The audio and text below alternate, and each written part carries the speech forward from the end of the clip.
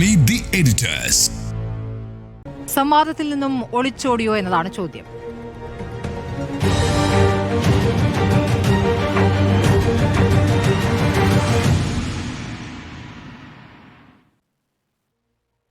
Doctor അരുണിലേക്കാണ് ആദ്യം. സംവാദത്തിൽ നിന്ന് ഒളിച്ചോടുകയാണോ മുഖ്യമന്ത്രി ചെയ്തിരിക്കുന്നത്? കാരണം ഇപ്പോൾ ഫേസ്ബുക്കിൽ സംവാദമാകാമെന്നാണല്ലോ അദ്ദേഹം അറിയിച്ചിരിക്കുന്നത്. അങ്ങനെ ഒരു സംവാദമുണ്ടോ? എനിക്കൊരു അത്ഭുതമാണ് തോന്നുന്നത്. ആരാണ് ഈ സംവാദത്തിന് വെല്ലുവിളിച്ചത്? പ്രതിപക്ഷ നേതാവ്. മുഖ്യമന്ത്രി എന്താണ് പറഞ്ഞത്? ഫേസ്ബുക്കിലാണ് കുറിക്കുന്നത്. സംവാദത്തിന് തയ്യാറാണ് എന്ന് മുഖ്യമന്ത്രി അറിയിച്ചു. അത് ഫേസ്ബുക്കിൽ മുഖ്യമന്ത്രി കുറിച്ചു. മുഖ്യമന്ത്രി തന്നെ അത് ഇന്ന് വിശദീകരിച്ചു. ഞാൻ ഫേസ്ബുക്കിലെ സംവാദത്തിനാണ് ക്ഷണിച്ചത്, അത് ഇപ്പോഴും പ്രതിപക്ഷ നേതാവ് പിന്മാറിയിട്ടില്ലെന്നാണ് കരുതുന്നതെന്ന് പറഞ്ഞു. യഥാർത്ഥത്തിൽ എന്നെ അത്ഭുതപ്പെടുത്തുന്നൊരു കാര്യം, എങ്ങനെയാണ് പ്രതിപക്ഷ നേതാവിനെ തെരഞ്ഞെടുപ്പിന് 9 ദിവസങ്ങൾക്ക് മുമ്പ് ഇങ്ങനെയൊരു വെല്ലുവിളി നടത്താനുള്ള ധൈര്യം ഉണ്ടാവുന്നത് എന്നാണ്. കാരണം ഈ 15ാം നിയമസഭയുടെ ഒരു പ്രത്യേകത, കഴിഞ്ഞ നിയമസഭാ സമ്മേളനങ്ങളുടെ ചരിത്രത്തിലെ ഏറ്റവും കൂടുതൽ അഡ്ജർമെൻറ്റ് മോഷൻസ് ചർച്ച ചെയ്ത ഒരു നിയമസഭയായിരുന്നു ഇതെന്നുള്ളതാണ്. 37-38 മൊത്തം സഭയിൽ എടുത്തിരിക്കുന്ന സഭയുടെ ചരിത്രത്തിലെ മൊത്തം അഡ്ജർമെൻറ്റ് മോഷൻസിൽ, അടിയന്തര പ്രമേയങ്ങളിൽ 1/3 കൂടുതൽ ചർച്ച ചെയ്തത് ഈ കഴിഞ്ഞ കാലത്താണ്. എൻ്റെ കയ്യിലൊരു കണക്കുണ്ട്. മൊത്തം സഭ സമ്മേളിച്ചതിൻ്റെ 13% മണിക്കൂറുകൾ ചെലവഴിച്ചത് അടിയന്തര പ്രമേയം ചർച്ച ചെയ്യാനാണ്. ഈ 15ാം നിയമസഭ 107 മണിക്കൂർ 51 മിനിറ്റാണ് വിവിധ അടിയന്തര പ്രമേയങ്ങളുടെ അവതരണത്തിനും അതിന് മറുപടി നൽകാനുമായി ഈ സഭ ചെലവഴിച്ചത്. 51 മണിക്കൂറും 11 മിനിറ്റുമാണ് സഭയിൽ അടിയന്തര പ്രമേയത്തിൻ്റെ വിഷയങ്ങൾ ചർച്ച ചെയ്തത്. സർവകാല റെക്കോർഡാണ് UDF-ൻ്റെയും LDF-ൻ്റെയും ചരിത്രത്തിൽ. എന്നിട്ട് ഏറ്റവും ഒടുവിലത്തെ സെഷൻ വരുമ്പോൾ ഒരൊറ്റ അടിയന്തര പ്രമേയത്തിനുള്ള നോട്ടീസ് പോലും കൊടുത്തില്ല പ്രതിപക്ഷം. എന്നിട്ട് ഇപ്പോൾ തെരഞ്ഞെടുപ്പിന് തൊട്ട് മുമ്പ് വന്ന് പ്രതിപക്ഷ നേതാവ് വെല്ലുവിളിക്കുകയാണ്, ഞാനൊരു സംവാദത്തിന് തയ്യാറാണ്. ഇപ്പോൾ ഒരു പ്രസിഡൻഷ്യൽ രീതിയിലുള്ള സംവാദമാണ് ഉദ്ദേശിച്ചതെങ്കിൽ അവിടെയാണ് അതിനകത്തെ കൗതുകം. എണ്ണമിട്ടു പറഞ്ഞുകൊണ്ട് മുഖ്യമന്ത്രി ഫേസ്ബുക്കിലൂടെ വികസന നേട്ടങ്ങൾ 37-38 വികസനം നേട്ടങ്ങൾ എണ്ണി പറയുന്നു. ഇതിലെന്തുണ്ട് പറയാൻ എന്നുള്ളതാണ് ചോദ്യം. ഈ നിമിഷം വരെയും ഈ പറഞ്ഞ വികസന നേട്ടങ്ങളിൽ ഒരു വിഷയത്തിലും പ്രതിപക്ഷ നേതാവ് ഒരു ഫേസ്ബുക്ക് പോസ്റ്റിൽ തൻ്റെ മറുവാദം ഉയർത്തിയിട്ടില്ല. ഇന്ന് വീണ്ടും മുഖ്യമന്ത്രി പിണറായി വിജയൻ ഏറ്റവും ഒടുവിൽ 2 പോസ്റ്റുകൾ കൂടി ഇട്ടിരിക്കുന്നു. അതിനുള്ള മറുപടിയും നമ്മൾ പ്രതീക്ഷിച്ചിരിക്കുകയാണ്. എന്താ ഇട്ടിരിക്കുന്ന പോസ്റ്റ്? ഈ യലഹങ്കയിൽ നടന്നിരിക്കുന്ന ബുൾഡോസർ രാജ്, പ്രേക്ഷകർക്ക് ഓർമ്മയുണ്ടല്ലോ, 10,000-ഓളം മനുഷ്യരെ നിരാലംബരാക്കി ബുൾഡോസർ രാജ് കർണാടകയിൽ കൊണ്ടുവന്ന, നമ്മളെല്ലാം ഞെട്ടിപ്പോയി. സാധാരണ BJP ആണല്ലോ ഉത്തർപ്രദേശിലും ജഹാംഗീർപൂരിലുമെല്ലാം ഈ ബുൾഡോസർ കൊണ്ടുവന്ന് ഇടിച്ചു നിരത്തുന്നത്.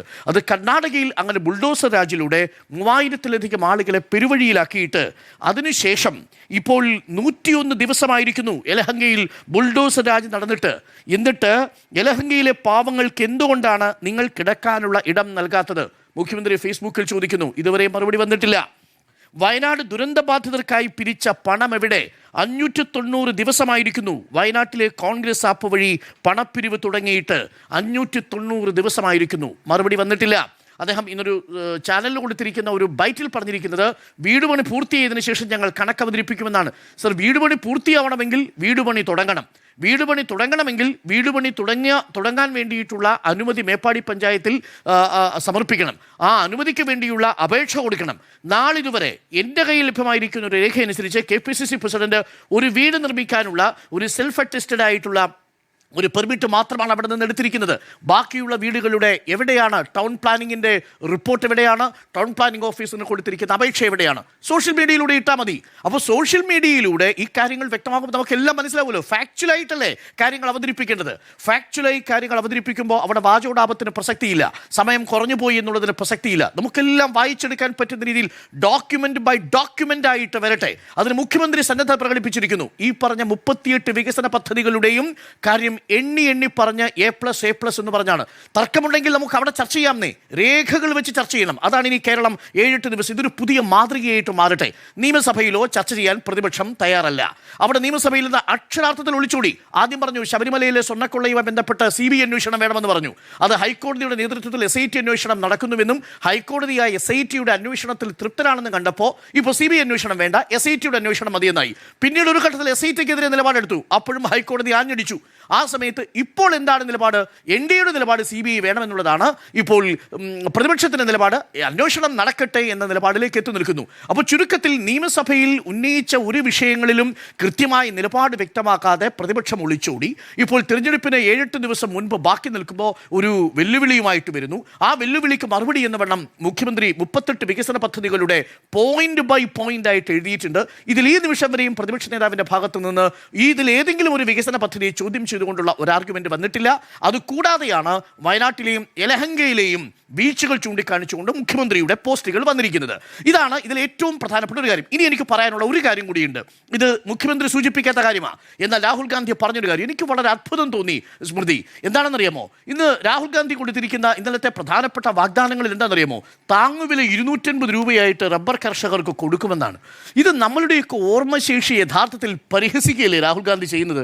യഥാർത്ഥത്തിൽ റബ്ബറിൻ്റെ താങ്ങുവില 180 നിന്ന് 200 രൂപയായിട്ട് വർദ്ധിപ്പിച്ച് 2500 കോടി രൂപ 10 വർഷം കൊണ്ട് ചെലവഴിച്ച സർക്കാരല്ലേ പിണറായി സർക്കാർ? ഈ താങ്ങുവില റബ്ബറിന് 180 രൂപയായിട്ട് പ്രഖ്യാപിച്ചിട്ടല്ലേ ഉമ്മൻചാണ്ടി സർക്കാർ പോകുന്നത്? ആ സമയത്ത് നോക്കൂ എന്താണ് റബ്ബറിന് വിലയിടിയാനുള്ള കാരണം. അതാണ് ഓർമ്മശക്തിയെ പരീക്ഷിക്കുന്നത്. ഇതേ രാഹുൽ ഗാന്ധിയുടെ പാർട്ടി കേന്ദ്രത്തിൽ അധികാരത്തിലിരിക്കുന്നതിന് മുൻപ് അന്നാണ് ഈ ASEAN കരാറിലുള്ള ഡ്രാഫ്റ്റ് റിപ്പോർട്ട് വരുന്നത്. ആ ഡ്രാഫ്റ്റ് റിപ്പോർട്ടിൻ്റെ അടിസ്ഥാനത്തിൽ അന്ന് ASEAN കരാർ അംഗീകരിക്കാൻ ഒന്നാം UPA സർക്കാർ തയ്യാറായിരുന്നില്ല. ഏത് 2003 തന്നെ തയ്യാറായിരുന്ന ASEAN കരാറിൻ്റെ ഡ്രാഫ്റ്റ് കരാറിൽ ഒപ്പിടാൻ നമ്മൾ തയ്യാറായിരുന്നില്ല. കാരണം ലെഫ്റ്റിൻ്റെ ശക്തമായ സമ്മർദ്ദമുണ്ടായിരുന്നു. CPM പറഞ്ഞു ASEAN കരാറിൽ ഒപ്പിടാൻ പറ്റൂല. ഒടുവിൽ എന്ത് സംഭവിച്ചു? ഒന്നാമത്തെ UPA സർക്കാർ പോയി, രണ്ടാമത്തെ UPA സർക്കാർ വന്നു. രണ്ടാമത്തെ UPA സർക്കാരിൽ ഇടതുപക്ഷമില്ല. ആദ്യം മൻമോഹൻ സിംഗ് എടുത്ത തീരുമാനം എന്താ? ASEAN കരാറിൽ പോയി ഒപ്പിട്ടു. എന്താ സംഭവിച്ചത്? 50,000 ടൺ മാത്രം ഇറക്കുമതി ചെയ്തുകൊണ്ടിരുന്ന ഇന്ത്യയിലേക്ക് ഏകദേശം 5 ലക്ഷം ടൺ ഈ റബ്ബർ ഇറക്കുമതി ചെയ്യുന്ന അവസ്ഥയിലേക്ക് എത്തി. നമ്മുടെ രാജ്യത്ത് വേണ്ടുന്ന മൊത്തം ടയർ ഉൽപ്പന്നങ്ങളുടെയും 40% ഇമ്പോർട്ടഡ് ആയിട്ടുള്ള റബ്ബർ കൊണ്ട് നിർമ്മിക്കാൻ തീരുമാനിച്ചു. കൂത്തനെ ഇടിഞ്ഞു. കൃത്യമായി തോമസ് ഐസക് ഇന്ന് കണക്ക് പറയുന്നുണ്ട്. 1.25 ലക്ഷം കോടിയുടെ നഷ്ടമുണ്ടായി. 240 കിടന്നത് ടപ്പയെന്നങ്ങ് താഴെ പോയി. ASEAN കരാറിൻ്റെ ഇഫക്റ്റാണ്. ASEAN കരാറിൽ ഒപ്പുവെച്ചവർ തന്നെ ഇപ്പോൾ വന്ന് പറയുന്നു 250 രൂപയായിട്ട് ഞങ്ങൾ ഗ്യാരണ്ടി തരുമെന്ന് പറയുന്നു. അതൊന്ന്, അതിനും കൂടിയൊക്കെ മറുപടി പറയണം എന്നുള്ളതാണ്. രണ്ടാമത്തെ ഒരു കാര്യം, ഇന്നും സമൂഹ മാധ്യമങ്ങളിലാണെങ്കിലും പ്രചരണങ്ങളിലാണ് എത്ര വാസ്തവവിരുദ്ധമായ ഒരു കാര്യമാണ് പ്രചരിപ്പിച്ചുകൊണ്ടിരിക്കുന്നത്. നമ്മളെന്തോ കടക്കണിയിൽ പെട്ടുപോയത്രേ. AK ആന്റണി അടക്കമുള്ളവർ തന്നെ ഈ കാര്യം സൂചിപ്പിക്കുമ്പോൾ അത് ഞെട്ടലുണ്ടാക്കുന്ന ഒരു കാര്യമാണ്. നമ്മൾ കടക്കണിയിലാണോ സ്മൃതി? യഥാർത്ഥത്തിൽ നമ്മളുടെ മുന്നിൽ കണക്കുകളില്ലേ? 2 കണക്കുകൾ മാത്രം ഞാൻ പറഞ്ഞത് അവസാനിപ്പിക്കാം. ഒന്ന്, കടബാധ്യതയിൽ ഇന്ത്യ 1-ാം സ്ഥാനത്താണോ നിൽക്കുന്നത്? തെറ്റായൊരു പ്രചരണമല്ലേ UDF നടത്തിക്കൊണ്ടിരിക്കുന്നത്? കടബാധ്യതയിൽ പൊതുകടത്തിൻ്റെ മാത്രം കണക്കിലെടുത്ത് നോക്കിക്കഴിഞ്ഞാൽ, അതായത് നമ്മുടെ ബഡ്ജറ്റിൽ നിന്ന് പലിശയും മുതലും കൂടി കൂട്ടി അടയ്ക്കേണ്ടതിൻ്റെ കണക്കെടുത്ത് നോക്കിയാൽ ഇന്ത്യയിൽ 15-ാം സ്ഥാനത്താണ് നമ്മുടെ സംസ്ഥാനം. എന്താ കണക്കെന്നല്ലേ? അത് CNDAGയുടെ 2025 ഒക്ടോബർ മാസത്തിൽ പുറത്തിറക്കിയിരിക്കുന്ന ദശാബ്ദ അവലോകന റിപ്പോർട്ടിൻ്റെ അടിസ്ഥാനത്തിലാണ്. Source CAG. ഇന്ത്യയിൽ 15-ാം സ്ഥാനത്താണ് കടത്തിൻ്റെ പൊതുകടത്തിൻ്റെ കാര്യത്തിൽ കേരളം നിൽക്കുന്നത്. എന്ന് പറഞ്ഞാൽ 14 സംസ്ഥാനങ്ങൾ മുൻപിലുണ്ടെന്നർത്ഥം. അപ്പോൾ നമ്മൾ അപകടത്തിലാണോ? അല്ല. 2, സഞ്ചിതമായ ബാധ്യത, മൊത്തത്തിലുള്ള ഔട്ട്സ്റ്റാൻഡിംഗ് ലയബിലിറ്റിയുടെ കാര്യത്തിൽ സോഴ്സ് എവിടെയാ? Reserve bank of India. എന്താ റിസർവ് ബാങ്ക് ഓഫ് ഇന്ത്യയുടെ സോഴ്സ് പറയുന്നത്? 10-ാം സ്ഥാനത്താണ് നമ്മൾ മൊത്തം സഞ്ചിത ബാധ്യതയിൽ നിൽക്കുന്നത്. ഇനി മൂന്നാമത്തെ കാര്യം, ഇതിൽ സംസ്ഥാനത്ത് ഏറ്റവും കൂടുതൽ കടബാധ്യതയുണ്ടായ കാലം ഏതാണ്? നമ്മുടെ മുന്നിൽ കണക്ക് വെച്ച് തന്നെ പറയാം. Source reserve bank of India. ഞാൻ പറയാം, 2011-2016 2011-2016 83,963 കോടി രൂപയായിരുന്ന കേരളത്തിൻ്റെ സാമ്പത്തിക ബാധ്യത അഥവാ കടം 93% വർദ്ധിച്ച് 1,62,271 കോടി രൂപയായി. 2011-2016 ഭരിച്ച സർക്കാർ ഏതാ? ഉമ്മൻചാണ്ടി സർക്കാർ. അപ്പോൾ 93% കടബാധ്യത വർധനമുണ്ടാക്കിയ ഉമ്മൻചാണ്ടി സർക്കാർ. ഇനി പിണറായി സർക്കാരിൻ്റെ 2-ാം ഘട്ടത്തിലേക്ക് വരൂ. 2021-26 എത്രയാ നമ്മളുടെ കടബാധ്യത വർദ്ധിച്ചത്? നോക്കൂ, 3,10,886 നിന്ന് 4,99,503 വളർന്നു. എത്രയാ വർധനവ്? 61.38%. 93% കടബാധ്യത വരുത്തി വെച്ച ഉമ്മൻചാണ്ടി സർക്കാരിൻ്റെ കാലത്താണോ കടബാധ്യത കൂടിയത്? അതോ 63% കടബാധ്യത ഉയർന്ന 2-ാം പിണറായി സർക്കാരിൻ്റെ കാലത്താണോ? 63-നേക്കാൾ കുറവാണോ 93 എന്നതുകൂടി പ്രതിപക്ഷ നേതാവ് ഇനി സംവാദത്തിന്റെ ഭാഗമായി പറയണം എന്നുള്ളതാണ്. ഞാൻ അവസാനിപ്പിക്കുന്നു. അപ്പോൾ പ്രതിപക്ഷ നേതാവിന് ഫേസ്ബുക്കിലൂടെ നൽകിയ ചോദ്യത്തിന് ഈ നിമിഷം വരെയും വി ഡി സതീശന്റെ പ്രതിപക്ഷ നേതാവിന്റെ ഫേസ്ബുക്ക് വാളിൽ ഒരു മറുപടി വന്നിട്ടില്ല എന്നാണ് ഞാൻ മനസ്സിലാക്കുന്നത്. ഇത് ഒളിച്ചോട്ടമല്ല, ഒരുപക്ഷെ സമയമെടുക്കുന്നതാവാം. പക്ഷേ വസ്തുതകൾ നിരത്തിയുള്ള സംവാദത്തിന് ഫേസ്ബുക്കിലൂടെ ആണെങ്കിലും സോഷ്യൽ മീഡിയയിലൂടെ ആണെങ്കിലും ഫാക്സ് നിരത്തിയുള്ള ഒരു സംവാദത്തിന് അത് കേൾക്കാൻ താല്പര്യമുണ്ട്. എങ്ങനെയാണ് സർക്കാരിന്റെ വികസന നേട്ടത്തെ പ്രതിപക്ഷം പൊളിക്കുന്നതെന്ന് കാണാൻ എനിക്കും ആഗ്രഹമുണ്ട്. സ്മൃതി, ശരി, ഇതെല്ലാം നേരിട്ട് ചോദിക്കാനുള്ള ഒരു അവസരം മുഖ്യമന്ത്രി പാഴാക്കി എന്നുള്ളതാണ്. നമുക്ക് തിരിച്ചെത്താം ഇടവേളയ്ക്ക് ശേഷം. സംവാദത്തിൽ നിന്നും ഒളിച്ചോടിയോ എന്നാണ് ചോദ്യം. മധു, ഞാൻ ആഗ്രഹിക്കുന്നത് യഥാർത്ഥത്തിൽ നമ്മളിപ്പോൾ ഈ ചർച്ചയുടെ തുടക്കത്തിൽ പറഞ്ഞതുപോലെ ഒരു അമേരിക്കൻ മോഡൽ ചർച്ചയൊക്കെ നമ്മുടെ ജനാധിപത്യത്തിൽ വേണം എന്നുള്ളതാണ്. ജനാധിപത്യം ഓരോ കാലത്തിലും വളരുക എന്നുള്ളതാണല്ലോ. പക്ഷേ അതിൽ സംവാദം ഉണ്ടാകാൻ ആഗ്രഹമുള്ള ഒരാൾ അത് അതിനാവശ്യപ്പെടുകയും മറ്റൊരാൾ അതിന് പ്രോപ്പറായി അതിനോട് റെസ്പോണ്ട് ചെയ്യുകയും വേണം എന്നുള്ളതാണ്. ഇപ്പം ഞായറാഴ്ച ആണ് പ്രതിപക്ഷ നേതാവിൻ്റെ ഭാഗത്ത് നിന്ന് ഒരു സംവാദത്തിനുള്ള വെല്ലുവിളി ഉണ്ടാകുന്നത്. ഏത് വിഷയത്തിലും അദ്ദേഹം ഒരു ചർച്ചയ്ക്ക് തയ്യാറാണ്, മുഖ്യമന്ത്രി തയ്യാറാവുകയാണെങ്കിൽ അദ്ദേഹം തയ്യാറാണ് എന്ന് പറയുന്നു. അതിന് പിറ്റേ ദിവസം സംഭവിക്കുന്നത് ഈ ഏതെങ്കിലും മാധ്യമപ്രവർത്തകർ ചോദിക്കുമ്പോൾ മുഖ്യമന്ത്രി ആ സംവാദത്തോട് പ്രതികരിക്കാം എന്ന നിലയ്ക്ക് പറയുകയല്ല. 37 നേട്ടങ്ങൾ റിപ്പോർട്ട് കാർഡിലൂടെ പുറത്തിറക്കിയതിനു ശേഷം ഈ വിഷയങ്ങളിൽ സംവാദമായാലോ എന്ന് ചോദിക്കുകയാണ്. സ്വാഭാവികമായും ഒരു സംവാദത്തിന് പ്രതിപക്ഷ നേതാവ് വെല്ലുവിളിച്ചിട്ടുണ്ട് എന്നുള്ളത് കൊണ്ട് തന്നെ മുഖ്യമന്ത്രി ഈ വിഷയത്തിൽ സംവാദത്തിന് തയ്യാറാണോ എന്ന് ചോദിക്കുമ്പോൾ കേരളത്തിൽ ഒരു രാഷ്ട്രീയ സംവാദത്തിന് മുൻപ് ചരിത്രത്തിൽ എവിടെയും കേട്ടിട്ടില്ലാത്തതുപോലെ മുഖ്യമന്ത്രിയും പ്രതിപക്ഷ നേതാവും തമ്മിൽ ഒരു സംവാദത്തിന് അരങ്ങൊരുങ്ങുന്നു എന്ന പ്രതീതി ഉണ്ടാവുകയാണ്. അപ്പോഴും അതൊരു പ്രതീതി എന്ന നിലയ്ക്ക് മാത്രമാണ് ഉണ്ടാകുന്നത്. മുഖ്യമന്ത്രി അതിനോട് ഞാൻ ഒരു പരസ്യ സംവാദത്തിന് തയ്യാറാകുന്നു എന്നൊട്ട് പറഞ്ഞിട്ടുമില്ല എന്നത് പ്രധാനമാണ്. ഇനി ഏത് വിവാദത്തിലും ചർച്ചയ്ക്ക് തയ്യാറാണ്, ഏത് വിഷയത്തിലും ചർച്ചയ്ക്ക് തയ്യാറാണ് എന്ന് പ്രതിപക്ഷ നേതാവ് ഉന്നയിച്ചപ്പോൾ അത് സർക്കാരിൻ്റെ പ്രോഗ്രസ് റിപ്പോർട്ട് കാർഡിലോ ഒരു ചർച്ചയ്ക്ക് എന്നുള്ളത് പ്രതിപക്ഷ നേതാവ് പോലും വിചാരിച്ചിട്ടുണ്ടാകില്ല. വികസന നേട്ടങ്ങളിലെ ചർച്ചയ്ക്ക് എന്നതിനപ്പുറത്ത് ഈ തിരഞ്ഞെടുപ്പിൽ ഉയർന്നു നിൽക്കുന്ന വിവാദങ്ങളിൽ അത് RSS ബന്ധം, SDPI ബന്ധം, ജമാഅത്തെ ബന്ധം, ശബരിമലയുമായി ബന്ധപ്പെട്ട വിഷയം, ഇങ്ങനെയുള്ള വിഷയങ്ങളിലൊരു ഒരു സംവാദത്തിന് ഡീലുമായി ബന്ധപ്പെട്ട വിഷയം എന്ന നിലയ്ക്ക് തന്നെയാണ് പ്രതിപക്ഷ നേതാവ് അത് മുന്നോട്ട് വെച്ചിട്ടുള്ളത് എന്നത് നമുക്ക് വ്യക്തമാണ്. സ്വാഭാവികമായും മുഖ്യമന്ത്രിയുടെ ഭാഗത്ത് നിന്ന് ആ വിഷയങ്ങളിൽ ഒരു ചർച്ച അതിന് തയ്യാറാവുകയോ തള്ളിക്കളയുകയോ ഉണ്ടാകും എന്നാണ് നമ്മൾ വിചാരിച്ചത്. പിന്നീട് വരുന്നത് എന്താണ്? പിന്നീട് പ്രതിപക്ഷ നേതാവ് ഇതിൻ്റെ സ്ഥലവും സമയവും കുറിക്കാം, 24 മണിക്കൂർ കടന്നുപോയിരിക്കുന്നു എന്ന് മുഖ്യമന്ത്രി ഓർക്കുമല്ലോ എന്ന് ഒരു ഫേസ്ബുക്ക് പോസ്റ്റ് ഇടുന്നു. പിന്നീട് മുഖ്യമന്ത്രി അതിൽ നിന്ന് പിന്മാറുന്നു.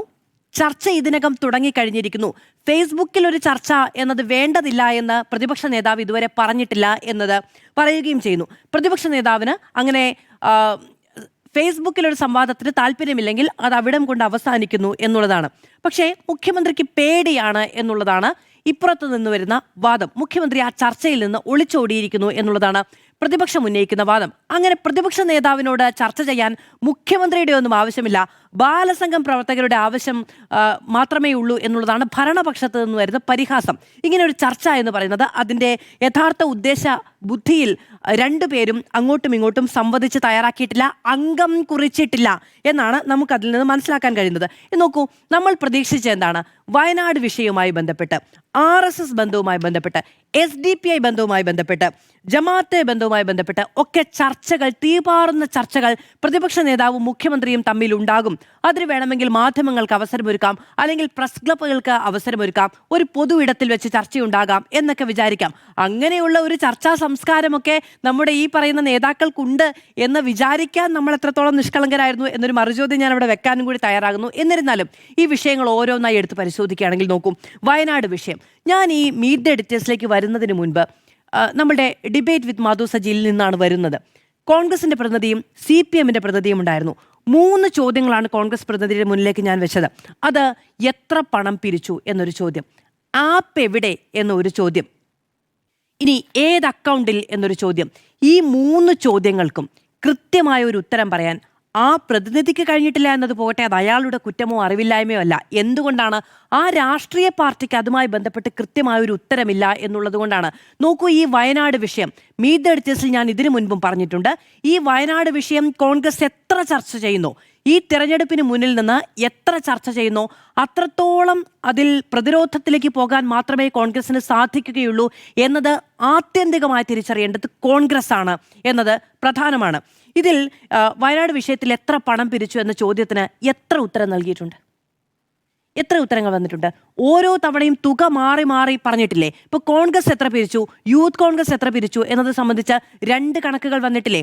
ആ പണം മായി ബന്ധപ്പെട്ട ആപ്പുമായി ബന്ധപ്പെട്ട് വ്യത്യസ്തമായ അഭിപ്രായങ്ങൾ വന്നിട്ടില്ലേ? ഇനി ആ പണം ഏത് അക്കൗണ്ടിൽ സൂക്ഷിച്ചിരിക്കുന്നു എന്ന ചോദ്യത്തിന് വളരെ കൃത്യമായ ഒരു മറുപടി പറയാൻ ഇതുവരെ സാധിച്ചിട്ടുണ്ടോ? ആ പണം കോൺഗ്രസിന്റെ കയ്യിലുണ്ട് എന്ന ഉറപ്പ് ഈ ഘട്ടം വരെ പറയാൻ സാധിച്ചിട്ടുണ്ടോ? ഇല്ല. ഇനി അതൊരു ജോയിന്റ് അക്കൗണ്ട് ആണ് എന്നൊരു ഒരു അഭിപ്രായം വന്നിട്ടുണ്ടല്ലോ. ആ ജോയിന്റ് അക്കൗണ്ട് ആരുടെയൊക്കെ പേരിലാണ് എന്നത് സംബന്ധിച്ച ഒരഭിപ്രായം ഇതുവരെ പറയാൻ സാധിച്ചിട്ടുണ്ടോ? ഇല്ല. അപ്പൊ ആ പണം എന്ത് ചെയ്തു? നോക്കൂ, എം സ്വരാജ് ഉന്നയിക്കുന്ന ആരോപണം എത്രത്തോളം ഗൗരവമാണ്. നമ്മുടെ മുന്നിൽ തിരഞ്ഞെടുപ്പിൽ മത്സരിക്കാൻ നമ്മുടെയൊക്കെ വഴിയിടങ്ങളിലൊക്കെ ഒട്ടിച്ചു വെച്ചിരിക്കുന്ന പോസ്റ്ററിലെ ചിരിക്കുന്ന കോൺഗ്രസ് സ്ഥാനാർത്ഥികളുടെ ചിത്രത്തിന് പിന്നിലുള്ളത് വയനാട്ടിലെ ആളുകളുടെ മരിച്ചുപോയ മനുഷ്യരുടെ കണ്ണുനീരാണ് എന്നൊരു അഭിപ്രായം മുന്നോട്ട് വെക്കുമ്പോൾ അതിനെ എതിർക്കണ്ടേ? അതിലൊരു പരസ്യ സംവാദത്തിന് എം സ്വരാജിനെ വെല്ലുവിളിക്കണ്ടേ? അങ്ങനെ ചെയ്യണ്ടേ? ഇതൊന്നും മുന്നോട്ട് വെക്കാതെ എങ്ങനെയാണ് വയനാട് വിഷയത്തിൽ, ഏത് വിഷയത്തിലും ചർച്ചയ്ക്ക് തയ്യാറാണ് എന്ന് പറയുമ്പോൾ വയനാട് വിഷയത്തിൽ എങ്ങനെ CPM-നെ വെല്ലുവിളിക്കാൻ കഴിയും എന്നൊരു ചോദ്യം അവിടെ നിൽക്കുന്നില്ലേ? ഇനി അടുത്ത വിഷയത്തിലേക്ക് പോകാം. SDP-യുമായി ബന്ധപ്പെട്ട വിഷയം. SDPI വോട്ട് വേണോ എന്ന ചോദ്യത്തിന് CPM-ന്റെ നേതാക്കൾ എത്ര അഭിപ്രായം പറഞ്ഞിട്ടുണ്ട്? സ്ഥാനാർത്ഥികൾ മുതൽ അങ്ങോട്ട്, പോളിറ്റ് ബ്യൂറോ അംഗങ്ങൾ മുതൽ അങ്ങോട്ട്, ജനറൽ സെക്രട്ടറി വരെ എത്ര അഭിപ്രായം പറഞ്ഞിട്ടുണ്ട്? ഈ പറയുന്ന ജനറൽ സെക്രട്ടറി 2 അഭിപ്രായം പറഞ്ഞിട്ടില്ലേ? MA ബേബി തന്നെ ആ വിഷയത്തിൽ ഒരു ദിവസം പറഞ്ഞ അഭിപ്രായമാണോ പിറ്റേ ദിവസം പറഞ്ഞത്? എനിക്ക് നമുക്ക് വോട്ടെടുപ്പിന് പോളിംഗ് ബൂത്തിൽ പോയി അത്തരം അഭിപ്രായങ്ങൾ പറയാൻ കഴിയില്ല, വോട്ട് വേണ്ട എന്ന് പറയാൻ കഴിയുമോ ജനാധിപത്യത്തിൽ എന്ന അഭിപ്രായം രേഖപ്പെടുത്തിയിട്ടില്ലേ? മഞ്ചേശ്വരത്തെയും മങ്കടയിലെയും സ്ഥാനാർത്ഥികൾ സ്വീകരിച്ച നിലപാട് എന്താണ്? പാർട്ടിയുടെ കൺവീനർ, LDF-ന്റെ കൺവീനർ TP രാമകൃഷ്ണൻ സ്വീകരിച്ച നിലപാട് എന്താണ്? ഇന്നിപ്പോൾ MV ഗോവിന്ദൻ മാസ്റ്റർ പറഞ്ഞിട്ടുണ്ട് അങ്ങനെ ഒരു വോട്ട് വേണ്ട. വേറെ ആരാണ് ഇതുവരെ വോട്ട് വേണ്ട എന്ന് അസന്നിഗ്ധമായി എം സ്വരാജ് പറഞ്ഞിട്ടുണ്ട്? ഈ കാര്യങ്ങളിൽ വളരെ കൃത്യമായി ഉത്തരം പറയാൻ കഴിയുന്ന ആരാണ്? കേരളത്തിന് മുഖ്യമന്ത്രിക്കല്ലേ? അദ്ദേഹം വേദന മാറ്റാൻ നടക്കുകയല്ലേ? അപ്പോൾ മാധ്യമപ്രവർത്തകരുടെ നിങ്ങൾക്ക് ബുദ്ധിമുട്ടുണ്ട്, നിങ്ങൾക്ക് വിഷമമുണ്ട്, നിങ്ങൾക്ക് വേദനയുണ്ട്, ആ വേദനയും കൊണ്ട് നടക്കൂ. ഇതൊരു വിഷയമല്ലേ? ഈ വിഷയം ഉന്നയിച്ച് പാലക്കാട് ഉപതെരഞ്ഞെടുപ്പുമായി ബന്ധപ്പെട്ട് കോൺഗ്രസിനെ മുൾമുനയിൽ നിർത്തിയതല്ലേ? SDP-യുടെ വോട്ട് വേണോ വേണോ എന്ന് പ്രതിപക്ഷ നേതാവിനോട് ആവർത്തിച്ച് ചോദിച്ചില്ലേ? അദ്ദേഹം പറഞ്ഞോ? ഇല്ല. എന്തുകൊണ്ടാ? ആ വോട്ട് അവിടെ സ്വീകരിക്കില്ല എന്ന നിലപാട് ആ ഘട്ടത്തിൽ കോൺഗ്രസിന് വ്യക്തമാക്കാൻ കഴിയില്ലായിരുന്നു. ഞാൻ ആവർത്തിച്ച് 2ാമത്തെ ദിവസവും പറയുന്നു, 18,000 വോട്ടിന് അവിടെ രാഹുൽ മാങ്കൂട്ടത്തിൽ ജയിച്ചു കളയും എന്നൊന്നും വിചാരിച്ചല്ല കോൺഗ്രസ് ആ തെരഞ്ഞെടുപ്പിനെ അഭിമുഖീകരിച്ചത്. വലിയ പോരാട്ടം BJP-യുമായി നിൽക്കുന്നു. സരിന്റെ സ്ഥാനാർത്ഥിത്വം അവിടെ ഇടത് ക്യാമ്പിനും വലിയ ആത്മവിശ്വാസമൊക്കെ ഉണ്ടാകുന്നു. സ്വാഭാവികമായും ആ പോരാട്ടം വളരെ വളരെ കടുത്തതായിരിക്കും. ഇനി അഥവാ ഒരു മാർജിൻ കിട്ടുകയാണെങ്കിലും അത് വളരെ നാരോ ആയിരിക്കും എന്ന് വിചാരിച്ചു പോയപ്പോഴാണ് SDP-യുടെ വോട്ട് വേണ്ടതില്ല എന്ന് ഉറപ്പിച്ചു പറയാനൊന്നും പ്രതിപക്ഷ നേതാവിന് കഴിയാതെ പോയത്. അതിനുശേഷം SDP-യുടെ ആഘോഷമുണ്ടായല്ലോ, കണ്ടു നിൽക്കേണ്ടി വന്നില്ലേ? 18,000 വോട്ടൊന്നും ഒന്ന് സ്വപ്നത്തിൽ പോലും കാണാത്തത് കൊണ്ടാണ്. സമാനമായ സാഹചര്യം ഇപ്പൊ CPM-നുണ്ടെന്നേ. CPM-നുള്ളത് കൊണ്ടാണ് ഈ പറയുന്ന ആളുകൾക്കെല്ലാം പലതരത്തിലുള്ള അഭിപ്രായങ്ങൾ പറയേണ്ടി വരുന്നത്. പേരാമ്പ്രയിലടക്കം അദ്ദേഹത്തിന് ഈ നിലപാട് പറയാൻ കഴിയുന്നുണ്ടോ? ഇല്ല. ഇനി വേങ്ങരയിൽ പോയിട്ട് SDP-യുടെ വോട്ട് വേണ്ട എന്ന് AK ബാലൻ പറയട്ടെ എന്ന് KM ഷാജി വെല്ലുവിളിക്കുന്നുണ്ട്. പറയുന്നുണ്ടോ? AK ബാലൻ എല്ലാ വെല്ലുവിളിയും ഏറ്റെടുക്കുന്ന ആളാണല്ലോ. പറയുന്നുണ്ടോ? അപ്പൊ ഈ നില നമ്മുടെ രാഷ്ട്രീയത്തിലുണ്ട്. SDP-യുമായി ബന്ധപ്പെട്ട് നമുക്ക് വയനാടുമായി ബന്ധപ്പെട്ട് കോൺഗ്രസ് എങ്ങനെ പ്രതിരോധത്തിലാണോ, SDP-യുമായി ബന്ധപ്പെട്ട് CPM ആ നിലയ്ക്ക് പ്രതിരോധത്തിൽ പോകുന്നുണ്ട്. ഇനി SDP-യുമായി ബന്ധപ്പെട്ട് വളരെ കൗതുകകരമായ കാര്യം കോൺഗ്രസിന്റെ ഭാഗത്തു നിന്നുണ്ടായിട്ടുണ്ട്. SDP വോട്ട് വേണ്ട എന്ന് CPM പറയണം എന്ന് കോൺഗ്രസ് എവിടെ നിന്നാ ഈ പറയുന്ന ആവശ്യം ഉന്നയിക്കുന്നത്? നോക്കൂ, നിങ്ങൾക്ക് നിങ്ങളുടെ രാഷ്ട്രീയവുമായി ബന്ധപ്പെട്ട് പത്തരമാറ്റ്, അതിൽ നിങ്ങൾക്ക് കൃത്യത വേണം, പ്രത്യയശാസ്ത്ര വിശുദ്ധി വേണമെന്ന് കോൺഗ്രസ് എങ്ങനെ നിലപാടെടുക്കും? കാരണം അവർക്കത് ഉണ്ടായിരുന്നില്ല പാലക്കാട് ഉപതെരഞ്ഞെടുപ്പിൽ. ഇന്ന് നോക്കൂ, SDP-യുമായി ബന്ധപ്പെട്ട് രമേശ് ചെന്നിത്തല ഉന്നയിച്ച ആരോപണം എന്താണ്? ഡോക്ടർ അരുൺകുമാറിനോട് പറഞ്ഞത് രാഷ്ട്രീയ ചെറ്റത്തരം കാണിക്കരുതെന്നാണ് മുഖ്യമന്ത്രി പറഞ്ഞത്. SDP കൂട്ടുകെട്ടിനേക്കാൾ വലിയ ചെറ്റത്തരം അദ്ദേഹം കാണിക്കാനുണ്ടോ? അപ്പൊ ഇതിനു മുൻപ് അത് കാണിച്ചതാരാ? ഇതിനു മുൻപ് ആ പറയുന്ന പ്രവണത കാണിച്ചത് ആരാണ്? കോൺഗ്രസ് അല്ലേ? അന്ന് രമേശ് ചെന്നിത്തല അതിനെ വിലക്കിയോ? ഇല്ല. അപ്പൊ ആ നിലപാടാണ്, അഴകുഴമ്പൻ നിലപാടാണ് SDP-യുമായി ബന്ധപ്പെട്ട് ഇവിടെ 2 മുന്നണികളും സ്വീകരിക്കുന്നത്. ഞാൻ മുൻപും ഒരു ചർച്ചയിൽ ചൂണ്ടിക്കാണിച്ചതാണ്, 0.38 മാത്രം വോട്ട് % ഉള്ള ഒരു SDP പോലൊരു പ്രസ്ഥാനത്തിന് ഈ നിലയ്ക്കുള്ള ഒരു സ്പേസ് കേരള രാഷ്ട്രീയത്തിൽ കൊടുക്കരുതെന്നാണ് എനിക്ക് ഇവിടുത്തെ മുന്നണികളോട് ആവർത്തിച്ച് പറയാനുള്ളത്. ഡോക്ടർ അരുൺകുമാർ അന്ന് പറഞ്ഞു അവർക്ക് ചിലയിടങ്ങളിൽ നിർണായകമായ സ്വാധീനമുണ്ട്, വേണ്ടെന്ന് വെക്കണമെന്നേ. പ്രതിപക്ഷ നേതാവ് നേരത്തെ പറഞ്ഞിട്ടുണ്ടല്ലോ, തോക്കുന്നുണ്ടെങ്കിൽ ഞങ്ങളങ്ങ് തോക്കട്ടെ എന്ന് വെക്കുമെന്ന്. ആ നില ഇപ്പോഴും സ്വീകരിക്കാമല്ലോ. ഇത് നോക്കൂ, SDP-യുമായി ബന്ധപ്പെട്ട് ഇന്നുയർന്ന വാദം എന്താണ്? ഞാൻ പെറ്റ മകനെ എന്ന അഭിമന്യുവിന്റെ അമ്മയുടെ കണ്ണുനീര്, അതിനു മുകളിൽ നിങ്ങൾ രാഷ്ട്രീയം പഴുതു എന്നുള്ളതാണ്. ഈ SDP-യുടെ ഈ പറയുന്ന കേസിലെ പ്രതികളെ പിന്നീട് എപ്പോഴാണ് അറസ്റ്റ് ചെയ്യുന്നത്? 16 പേരിൽ 6 പേര് കീഴടങ്ങുകയാണ് ചെയ്യുന്നത്. എന്നാണ്? 2020-ലാണ്. അവർക്ക് തോന്നിയപ്പോൾ അവർ നാട്ടിൽ വന്ന് കീഴടങ്ങി. മുഴുവൻ പ്രതികളെയും വന്ന് അറസ്റ്റ് ചെയ്യാൻ പോലും പറ്റിയിട്ടുണ്ടായിരുന്നില്ല. ഇപ്പോഴും ആ കേസിൽ വിചാരണ തുടങ്ങിയിട്ടില്ല. അവർ രണ്ടുപേരുടെ വിടുതൽ ഹർജി ഇപ്പോഴും പരിഗണനയിലാണ്. 4 കുറ്റപത്രമുണ്ടതിൽ. ഈ നിലയ്ക്കാണ് ആ കേസ് പുരോഗമിക്കുന്നത്. അപ്പോൾ ആ കണ്ണുനീർ ആരുടേതാണ്? അതിൽ ആരോപണം ഉന്നയിക്കാൻ കോൺഗ്രസിന് ധാർമ്മിക അടിത്തറയുമൊന്നുമില്ല. പക്ഷേ ധാർമ്മിക അടിത്തറ ഉണ്ടെന്ന് പറയുന്നവർ ആ വേദനയ്ക്ക് മറുപടി പറയണം എന്നെനിക്ക് പറയണമെന്നുണ്ട്. സംവാദത്തിൽ നിന്ന് ഒളിച്ചോടിയോ എന്ന ചോദ്യത്തിന് യഥാർത്ഥത്തിൽ സംവാദത്തിൽ നിന്ന് മുഖ്യമന്ത്രി ഒളിച്ചോടി എന്ന അഭിപ്രായമാണ് എനിക്കുള്ളത്. ആരോഗ്യകരമായ ഒരു സംസ്കാരത്തിന്, ഒരു സംവാദ സംസ്കാരത്തിന് തുടക്കമിടാകുന്ന ഒരു സാഹചര്യമാണ് വേണ്ട എന്ന് വെച്ചത്. കാരണം നമ്മൾ ഈ അമേരിക്കൻ പ്രസിഡന്റ് തെരഞ്ഞെടുപ്പിൽ പറയുന്നത് പോലെ റിപ്പബ്ലിക്കൻ പാർട്ടി ആയാലും ഡെമോക്രാറ്റ് പാർട്ടിയിലെയും 2 സ്ഥാനാർത്ഥികൾ, മുഖ്യ സ്ഥാനാർത്ഥികൾ വന്നെന്ന് ഒരു സംവാദം നടക്കും. ആ സംവാദത്തിൽ ആരാണ് വിജയിക്കുന്നത് എന്നത് വോട്ടിങ്ങിനെ പോലും സ്വാധീനിക്കുന്ന രൂപത്തിലാണ് ആ സംവാദം നടക്കുക. അപ്പോൾ അതൊരു നല്ല ആശയമാണ്. അങ്ങനെ ആ രൂപത്തിൽ ജനാധിപത്യത്തെ അങ്ങനെ വിലയിരുത്തുകയാണെങ്കിൽ അത് നല്ല രീതിയിൽ തുടങ്ങാമെന്നൊരു കാര്യമായിരുന്നു. അങ്ങനെയൊരു വെല്ലുവിളിയാണ്, അല്ലെങ്കിൽ അങ്ങനെയൊരു ആവശ്യമാണ് പ്രതിപക്ഷ നേതാവ് പറവൂരിൽ നടത്തിയ വാർത്താ സമ്മേളനത്തിലാണ് അദ്ദേഹം അത് ആദ്യം പറഞ്ഞത്. വികസനത്തെക്കുറിച്ച് മുഖ്യമന്ത്രി ആവർത്തിച്ച് പറഞ്ഞപ്പോൾ അങ്ങനെയാണെങ്കിൽ അതൊരു സംവാദമാകാം, ഞാൻ തയ്യാറാണ് എന്ന് പറഞ്ഞത്, പരസ്യ സംവാദത്തിന് തയ്യാറാണെന്ന് പറഞ്ഞത്. അതിനുശേഷമാണ് പിറ്റേ ദിവസം രാവിലെ മുഖ്യമന്ത്രി ഫേസ്ബുക്ക് പോസ്റ്റിൽ വരുന്നത് ഇവിടെ സംവാദമാകാം എന്ന് പറഞ്ഞിരിക്കുന്നത്. ഇവിടെ സംവാദമാകാമെന്ന് പറയുമ്പോൾ ഇവിടെ കേരളത്തിലാണോ അതോ ഈ പറഞ്ഞ ഫേസ്ബുക്കിലാണോ എന്ന് സംശയം തോന്നാമായിരുന്നു. ഇവിടെ സംവാദമാകാമെന്ന് പറഞ്ഞ് അതിൽ പ്രോഗ്രസ് കാർഡ് ഇടുകയാണ് ചെയ്യുന്നത്. യഥാർത്ഥത്തിൽ ഫേസ് ടു ഫേസ് സംസാരമാണ് സംവാദം, അല്ലാതെ ഫേസ്ബുക്ക് സംവാദമല്ല. ഫേസ്ബുക്ക് യഥാർത്ഥത്തിൽ നമുക്കറിയാം എല്ലാ രാഷ്ട്രീയ നേതാക്കളും, ഇപ്പോൾ പ്രതിപക്ഷ നേതാവിൻ്റെ ആയാലും മുഖ്യമന്ത്രിയുടെ ആയാലും ഫേസ്ബുക്ക് പേജൊക്കെ കൈകാര്യം ചെയ്യുന്നത്, അത് സോഷ്യൽ മീഡിയ കൈകാര്യം ചെയ്യുന്നവരാണ്. അവരാണ് യഥാർത്ഥത്തിൽ പാർട്ടിയുമായി ബന്ധപ്പെട്ട്, സർക്കാരുമായി ബന്ധപ്പെട്ട് പറയേണ്ട വാദങ്ങൾ അതിൽ രേഖപ്പെടുത്തുക. അത് യഥാർത്ഥത്തിൽ മുഖ്യമന്ത്രിയോ യഥാർത്ഥത്തിൽ പ്രതിപക്ഷ നേതാവോ തമ്മിലുള്ള സംവാദമാകുന്നില്ലല്ലോ. ഇതിപ്പോൾ സമയവും തീയതിയും കുറിക്കൂ, ഞാനിതാ റെഡിയാണ്, എന്താണ് മുഖ്യമന്ത്രി വരാത്തത് എന്ന ചോദ്യത്തിലുള്ള പ്രതിപക്ഷ നേതാവിൻ്റെ പോസ്റ്റും പ്രതിപക്ഷ നേതാവ് ഇട്ടതല്ലോ, പ്രതിപക്ഷ നേതാവിൻ്റെ പേജിൽ നിന്നും സോഷ്യൽ മീഡിയ കൈകാര്യം ചെയ്യുന്നവരാണ് ഇട്ടത്. യഥാർത്ഥത്തിൽ ആ സംവാദം വേണമായിരുന്നു. ഇതിപ്പോൾ ഡോക്ടർ അരുണായാലും മാധുവായും ഉന്നയിച്ച വിഷയങ്ങളൊക്കെ തന്നെയും ആ സംവാദത്തിൽ ഉയർന്നു വരണമായിരുന്നു. നമ്മൾ ഈ ആരോഗ്യകരമായ സംവാദം നേരത്തെ കണ്ടിട്ടുണ്ടെന്നേ. 2009 തോമസ് ഐസക്കും വി.ഡി. സതീശനും തമ്മിൽ നടന്ന സംവാദം, അത് സാന്റിയാഗോ മാർട്ടിൻ ഈ അന്യസംസ്ഥാന ലോട്ടറിയുമായി ബന്ധപ്പെട്ട വിവാദ വിഷയമായിരുന്നു. അന്ന് ചർച്ചയ്ക്ക് തോമസ് ഐസക് വെല്ലുവിളിക്കുന്നു. തോമസ് ഐസക് ഉമ്മൻചാണ്ടിയെ വെല്ലുവിളിക്കുന്നു.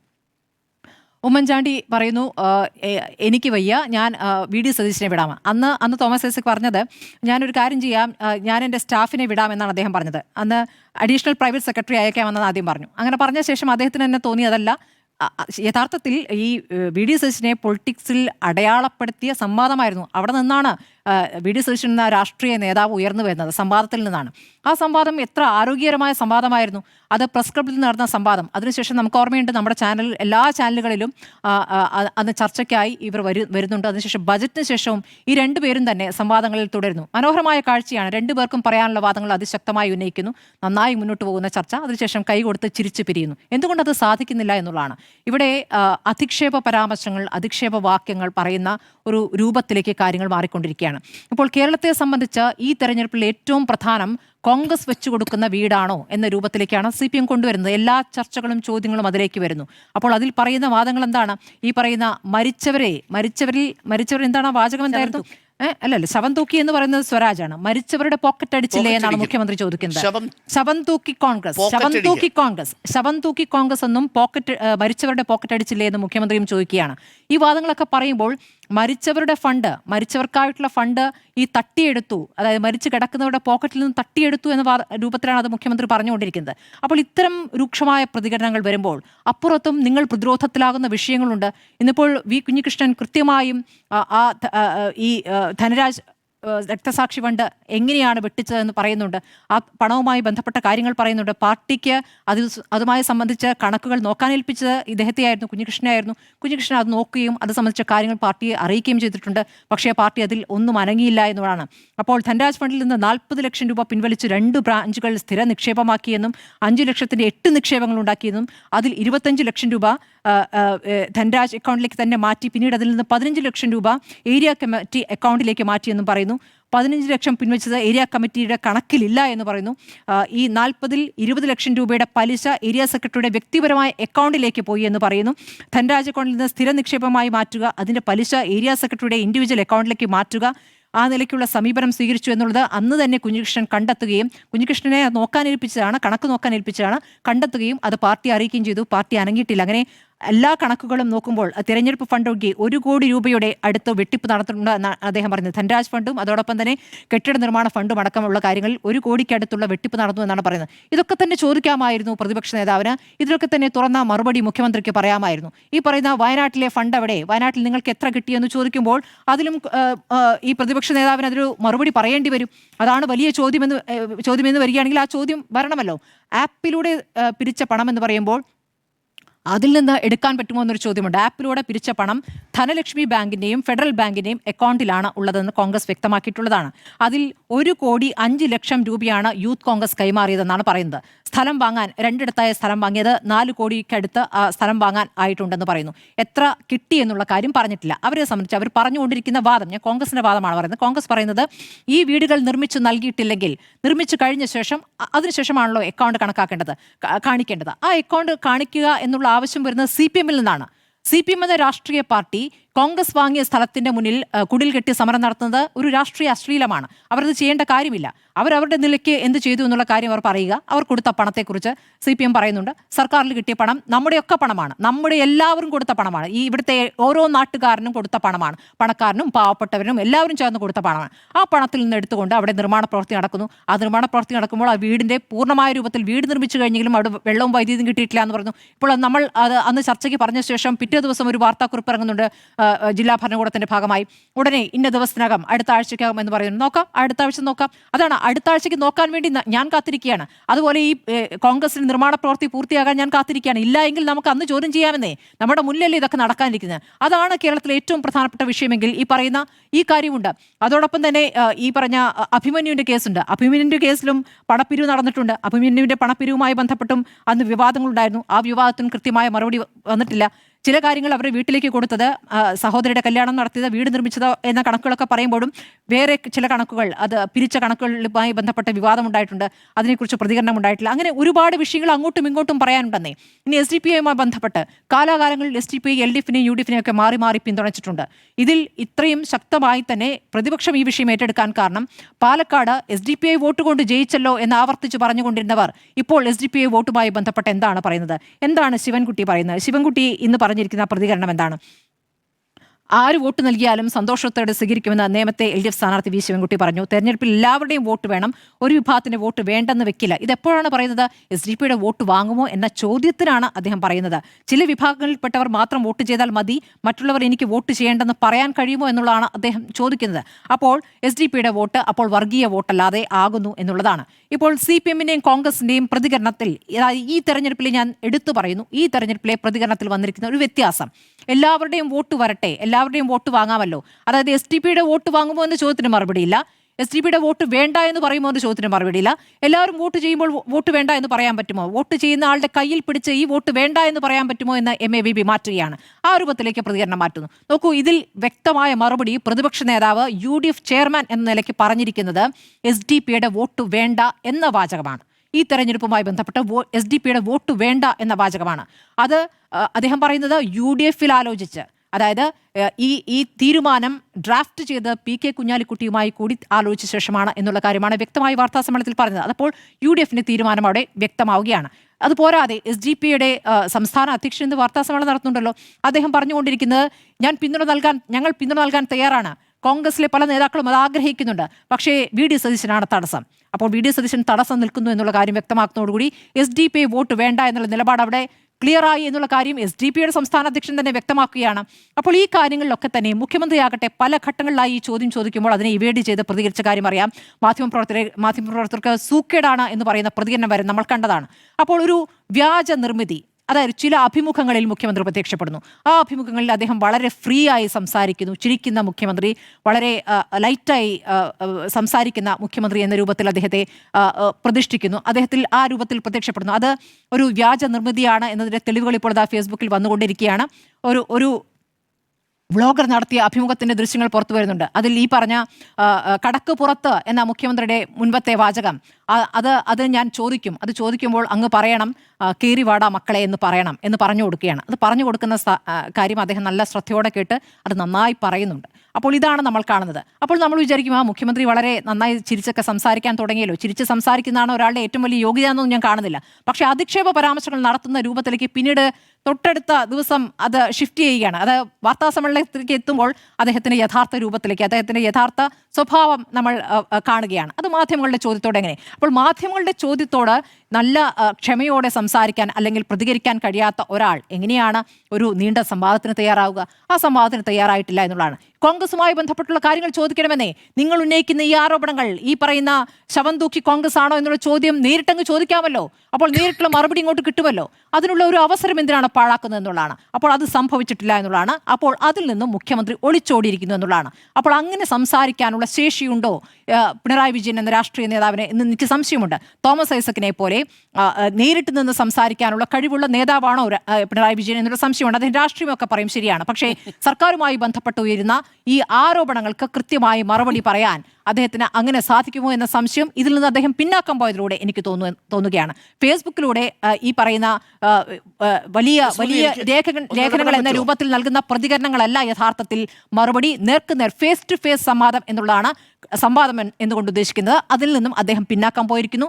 അതോടുകൂടി ആ ഒരു ചർച്ച അവിടെ അടയുകയാണ്. പിന്നെ അദ്ദേഹം ഉന്നയിച്ച കാര്യമുണ്ടല്ലോ, അദ്ദേഹം ഇവിടെ ഈ പറയുന്ന ഭവന പദ്ധതിയുമായി ബന്ധപ്പെട്ട് ഉന്നയിച്ച ആരോപണം പൊളിഞ്ഞല്ലോ. അതാണ് കഴിഞ്ഞ ദിവസങ്ങളിൽ ആവർത്തിച്ച് പറഞ്ഞുകൊണ്ടിരുന്നത്. പ്രതിപക്ഷ നേതാവ് അതിന്റെ കണക്കുകൾ പറഞ്ഞു. യഥാർത്ഥത്തിൽ 4 ലക്ഷത്തിൽ പരം വീട് നിർമ്മിച്ചിട്ട് 4000 വീട് എന്ന രൂപത്തിൽ പറഞ്ഞത് അത് പൊളിഞ്ഞ ശേഷം മുഖ്യമന്ത്രി പിന്നെയും വാർത്താ സമ്മേളനം നടത്തിയല്ലോ. പിന്നെ ഭവന പദ്ധതിയെക്കുറിച്ച് മിണ്ടിയോ? ഇല്ല. അപ്പോൾ ഇങ്ങനെ കാര്യങ്ങൾ തുറന്ന ചർച്ച നടത്തണം. ഇനി ഈ സഭ ഇല്ല പറഞ്ഞിട്ടില്ല. 4,26,000 വോട്ട് വീട് എവിടെയാ പെടുന്നത്? അത് നിയമസഭാ രേഖയിൽ തെറ്റുപറ്റിപ്പോയതാണ്. എന്തെങ്കിലും പറയാതിരിക്കും. ഒരു വകുപ്പിലെ കാര്യമല്ല, എല്ലാ വകുപ്പിലും. അപ്പൊ നിയമസഭാ രേഖകളിൽ ഞാൻ പൂർത്തിയാക്കട്ടെ. നിയമസഭാ രേഖകൾ കളവാണെന്ന് അങ്ങ് പറയുന്നത് അങ്ങയുടെ നിയമസഭ ഇല്ല, ഒരു രേഖയില്ല. ഉമ്മൻചാണ്ടി വായിക്കണ്ട. എന്റെ പോയിന്റ് കഴിഞ്ഞിട്ടില്ല. അല്ല, എന്റെ പോയിന്റ് സമയത്ത് പറഞ്ഞു. അങ്ങയുടെ സമയത്ത് പറയൂ, എന്റെ കഴിഞ്ഞിട്ടില്ലെന്നേ. ഒന്ന് പൂർത്തിയാക്കട്ടെ. അതായത് നിയമസഭാ രേഖകളിൽ ഉമ്മൻചാണ്ടി പറഞ്ഞ മറുപടി മാത്രം എടുത്തിട്ട് അതാണ് സത്യം എന്ന് പറഞ്ഞാൽ അല്ലല്ല. അതിനുശേഷം ജലീൽ പറഞ്ഞ മറുപടിയുണ്ട്. വേറെ ക്യാപ്സുകളൊന്നും പറഞ്ഞിട്ട് കാര്യമില്ല. 4 ലക്ഷത്തിൽ എന്നാ പിന്നെ എന്താ മുഖ്യമന്ത്രി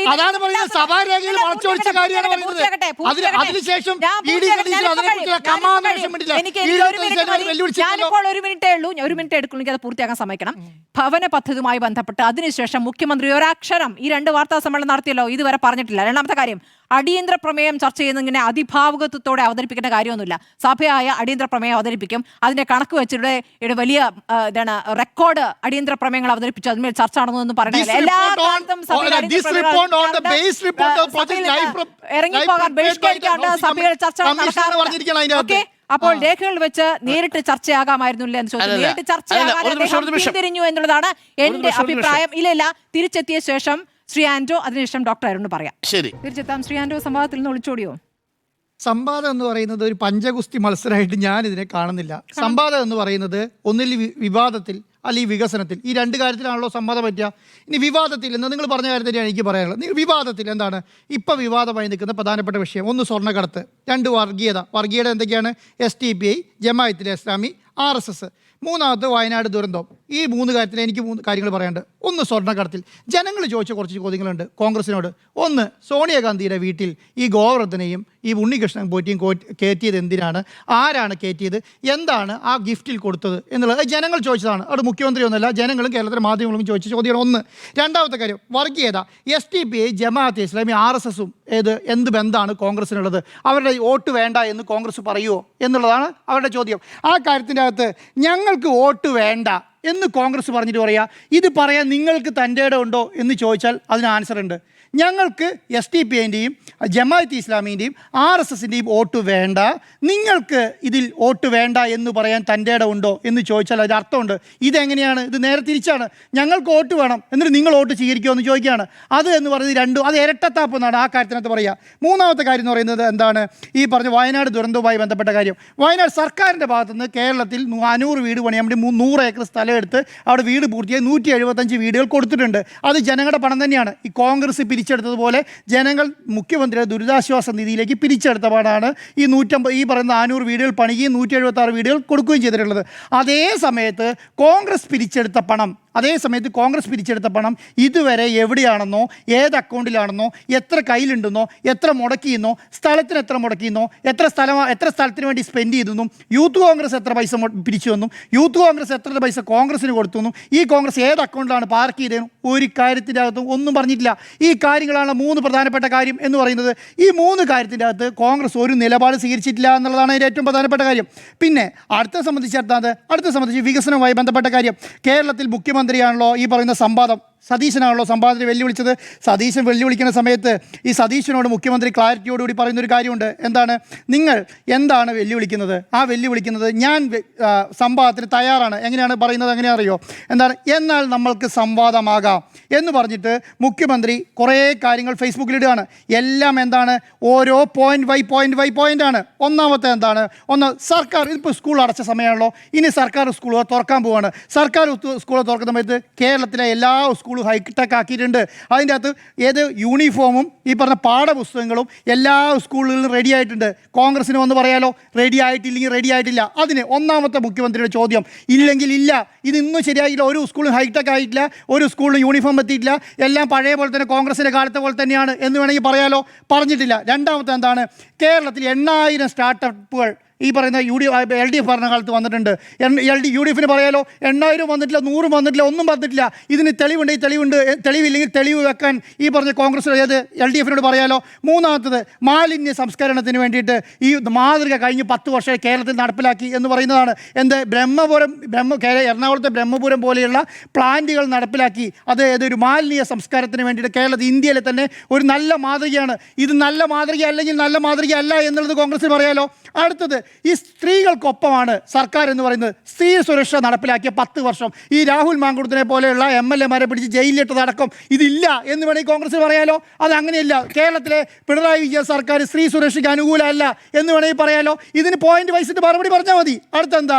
ഈ കഴിഞ്ഞ 10 വർഷമായി ദുരിതാശ്വാസ നിധിയിലേക്ക് കേരളത്തിലെ മുഖ്യമന്ത്രിയുടെ ദുരിതാശ്വാസ നിധിയിൽ നിന്ന് 8500 കോടി രൂപ ജനങ്ങൾക്ക് വേണ്ടി വിനിയോഗിച്ചിട്ടുണ്ട്. ഈ പറഞ്ഞ മുഖ്യമന്ത്രിയുടെ ദുരിതാശ്വാസ നിധിയിലെ കണക്കുണ്ടാവുമല്ലോ, വെക്കാൻ പറയാലോ കണക്ക് മുന്നിൽ. എന്നിട്ട് ഇതില്ലെങ്കിൽ ഉണ്ടെങ്കിൽ ഇല്ല എന്ന് പറയാലോ. ഈ പറഞ്ഞ നാടുകളെ ബന്ധിപ്പിക്കുന്ന 200 പുതിയ പാലങ്ങൾ, ആലപ്പുഴയിലെ വലിയ പാലമടക്കം 200 പാലങ്ങൾ, മറുകരകളെ ബന്ധിപ്പിക്കുന്ന 200 പാലങ്ങൾ കേരളത്തിൽ നടപ്പിലാക്കിയിട്ടുണ്ട് എന്ന് LDF സർക്കാർ പറയുകയാണ്. പിണറായി വിജയൻ സർക്കാർ പറയുകയാണെങ്കിൽ ഇല്ലെങ്കിൽ ഇല്ല എന്ന് പറഞ്ഞുകൂടെ? അങ്ങനെ ഇല്ല, ഇത് മുഴുവൻ നുണയാണ് എന്ന് പറഞ്ഞാലോ. കേരളത്തിൽ പ്രധാനപ്പെട്ട 5 പദ്ധതികളുണ്ടല്ലോ. ദേശീയപാത, ഗെയില്, വിഴിഞ്ഞം, ഇടമൺ, കൊച്ചി പവർ ഹൗസ്, ഇതെല്ലാം അസാധ്യമാണെന്ന് കേരളത്തിൽ പറഞ്ഞാണ്. ഇതൊന്നും കേരളത്തിൽ നടപ്പിലാക്കിയിട്ടില്ല. ഈ പ്രൊജക്റ്റുകളൊന്നും നടപ്പിലാക്കിയിട്ടില്ല. കേരളത്തിൽ ഹൈവേ വന്നിട്ടില്ല. കേരളത്തിൽ എന്താണ് ഈ പറഞ്ഞ വിഴിഞ്ഞം തുറമുഖം നടപ്പിലാക്കിയിട്ടില്ല, ഗെയിൽ പൈപ്പിൽ നടപ്പിലാക്കിയിട്ടില്ല. ഇതെല്ലാം പൊട്ടക്കള്ളത്തിലാണ് വേണമെങ്കിൽ പറയാലോ കോൺഗ്രസിന്. അങ്ങനെ പറഞ്ഞുകൂടെ? അതും സംവാദം തന്നെയാണല്ലോ. പിന്നെന്താണ്? ഇന്ത്യയിൽ ആദ്യമായിട്ട് കേരളത്തിൽ നിന്ന് പട്ടികജാതി ഈ പറഞ്ഞ പാവപ്പെട്ട വിദ്യാർത്ഥികളെ വിദേശത്ത് അയച്ച് പഠിപ്പിച്ചു എന്ന് പറയാം. 1100-ലധികം വിദ്യാർത്ഥികളെ കേരളത്തിൽ പുറത്തേക്ക് അയച്ച് പഠിപ്പിച്ചിട്ടുണ്ട്. അത് ഈ കണക്ക് വെച്ച് പറയാലോ. അങ്ങനെ ഒരു വിദ്യാർത്ഥിനെയും കേരളത്തിൽ അയച്ചിട്ടില്ല എന്ന് പറയുന്നത്. കേരളത്തിൽ സർക്കാർ കേരളത്തിലെ ജനങ്ങളോടൊപ്പം നിന്നില്ല എന്ന് വേണമെങ്കിൽ പറയാലോ. നിപ്പയ്ക്കും ഓക്കിക്കും ഈ പറഞ്ഞ പ്രളയത്തിൻ്റെ സമയത്തൊന്നും കേരളത്തിലെ സർക്കാർ വേറെ എവിടെയായിരുന്നു, ഒരു പൈസ പോലും നടത്തിയിട്ടില്ല. കേരളത്തിലെ പിണറായി വിജയൻ സർക്കാർ കേരളത്തിലെ ജനങ്ങളോടൊപ്പം നിന്നിട്ടില്ല വേണമെങ്കിൽ പറയാലോ. പിന്നെ ഈ 4.5 ലക്ഷത്തോളം വരുന്ന പട്ടയം കേരളത്തിലെ ജനങ്ങൾക്ക് കൊടുത്തു. ആ ജനങ്ങൾക്ക് കൊടുത്ത പട്ടയങ്ങളൊന്നും എന്ത് ചെയ്തിട്ടില്ല? കേരളത്തിലെ ആർക്കും പട്ടയം കിട്ടിയിട്ടില്ല. ഒരാൾക്ക് വേണ്ടത് പിണറായി വിജയൻ സർക്കാർ ഒരു പട്ടയം കൊടുത്തില്ല, ഒരു പ്രൊജക്റ്റ് നടപ്പിലാക്കിയിട്ടില്ല എന്ന് വേണമെങ്കിൽ പറയാലോ.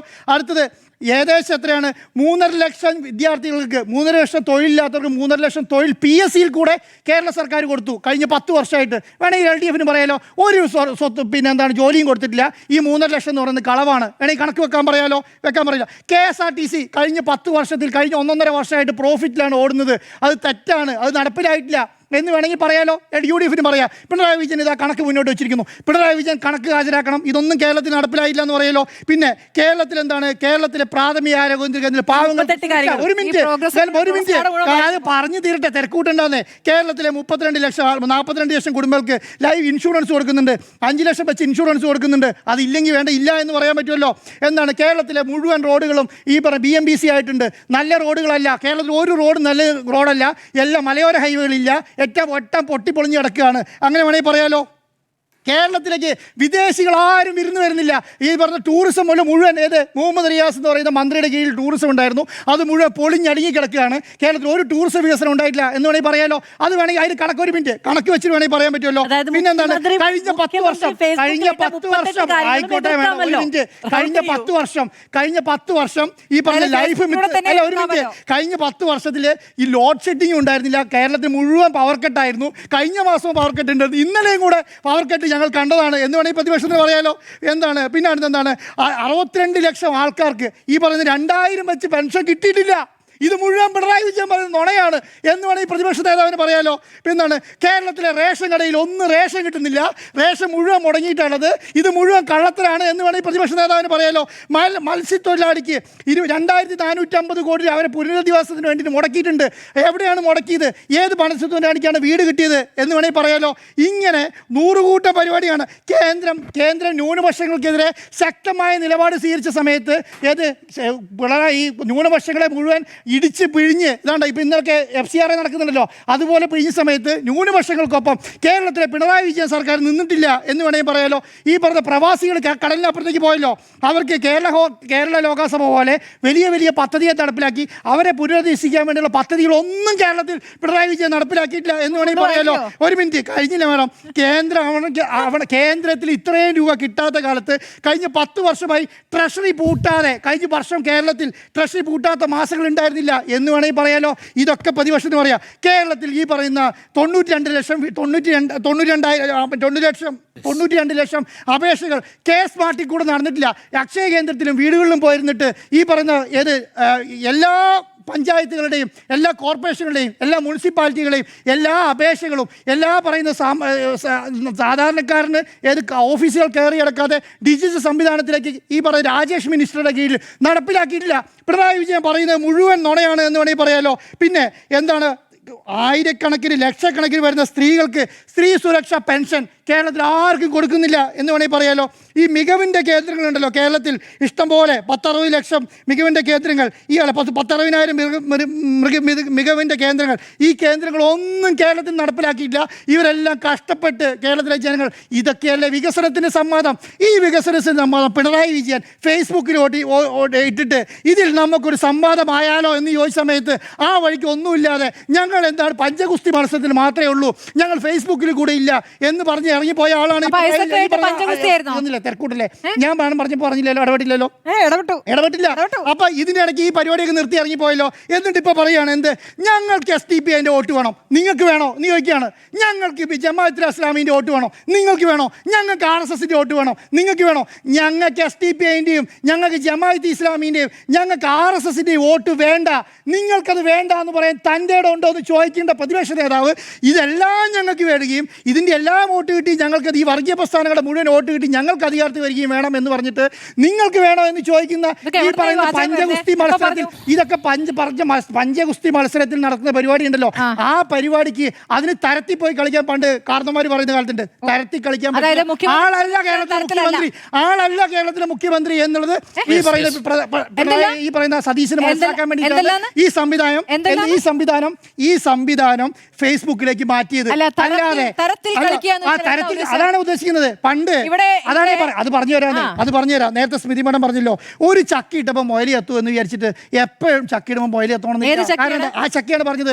പണ്ട് തോമസ് ഐസക്കിന്റെ കാലത്ത് ഈ പറയുന്ന വെല്ലുവിളിച്ചു സതീശൻ. അന്ന് സതീശൻ വേറൊരു MLA മാത്രമാണ്, VD സതീശൻ എന്ന് പറയുന്ന MLA മാത്രമാണ്. അദ്ദേഹം മന്ത്രിയാണ്, CPM-ന്റെ മുതിർന്ന നേതാവാണ്. അദ്ദേഹം പോയി ഇദ്ദേഹത്തിന്റെ കൂടെ ഇരുന്ന് കൊടുത്തു. അതോടുകൂടി സ്മൃതി മേഡം പറയും അതോടുകൂടി ഈ പറഞ്ഞ ഈ VD സതീശന്റെ റേഞ്ച് മാറി എന്ന് വി ഡി 5 മിനിറ്റ് മുന്നേ ആ റേഞ്ച് അത് മുഖ്യമന്ത്രിയുടെ റേഞ്ചിലേക്കൊപ്പം ഈ പറഞ്ഞ വി ഡി സതീശൻ എത്താൻ കാണിച്ച ഒരു കുറുക്ക് വഴിയാണ്. ആ കുറുക്ക് വഴിയിൽ ഈ പിണറായി മുഖ്യമന്ത്രി വീണില്ല എന്നുള്ളത് മാത്രമേ ഉള്ളൂ. മുഖ്യമന്ത്രി വീണില്ല മാത്രമേ ഉള്ളൂ. അതുകൊണ്ടാണ് പറഞ്ഞത്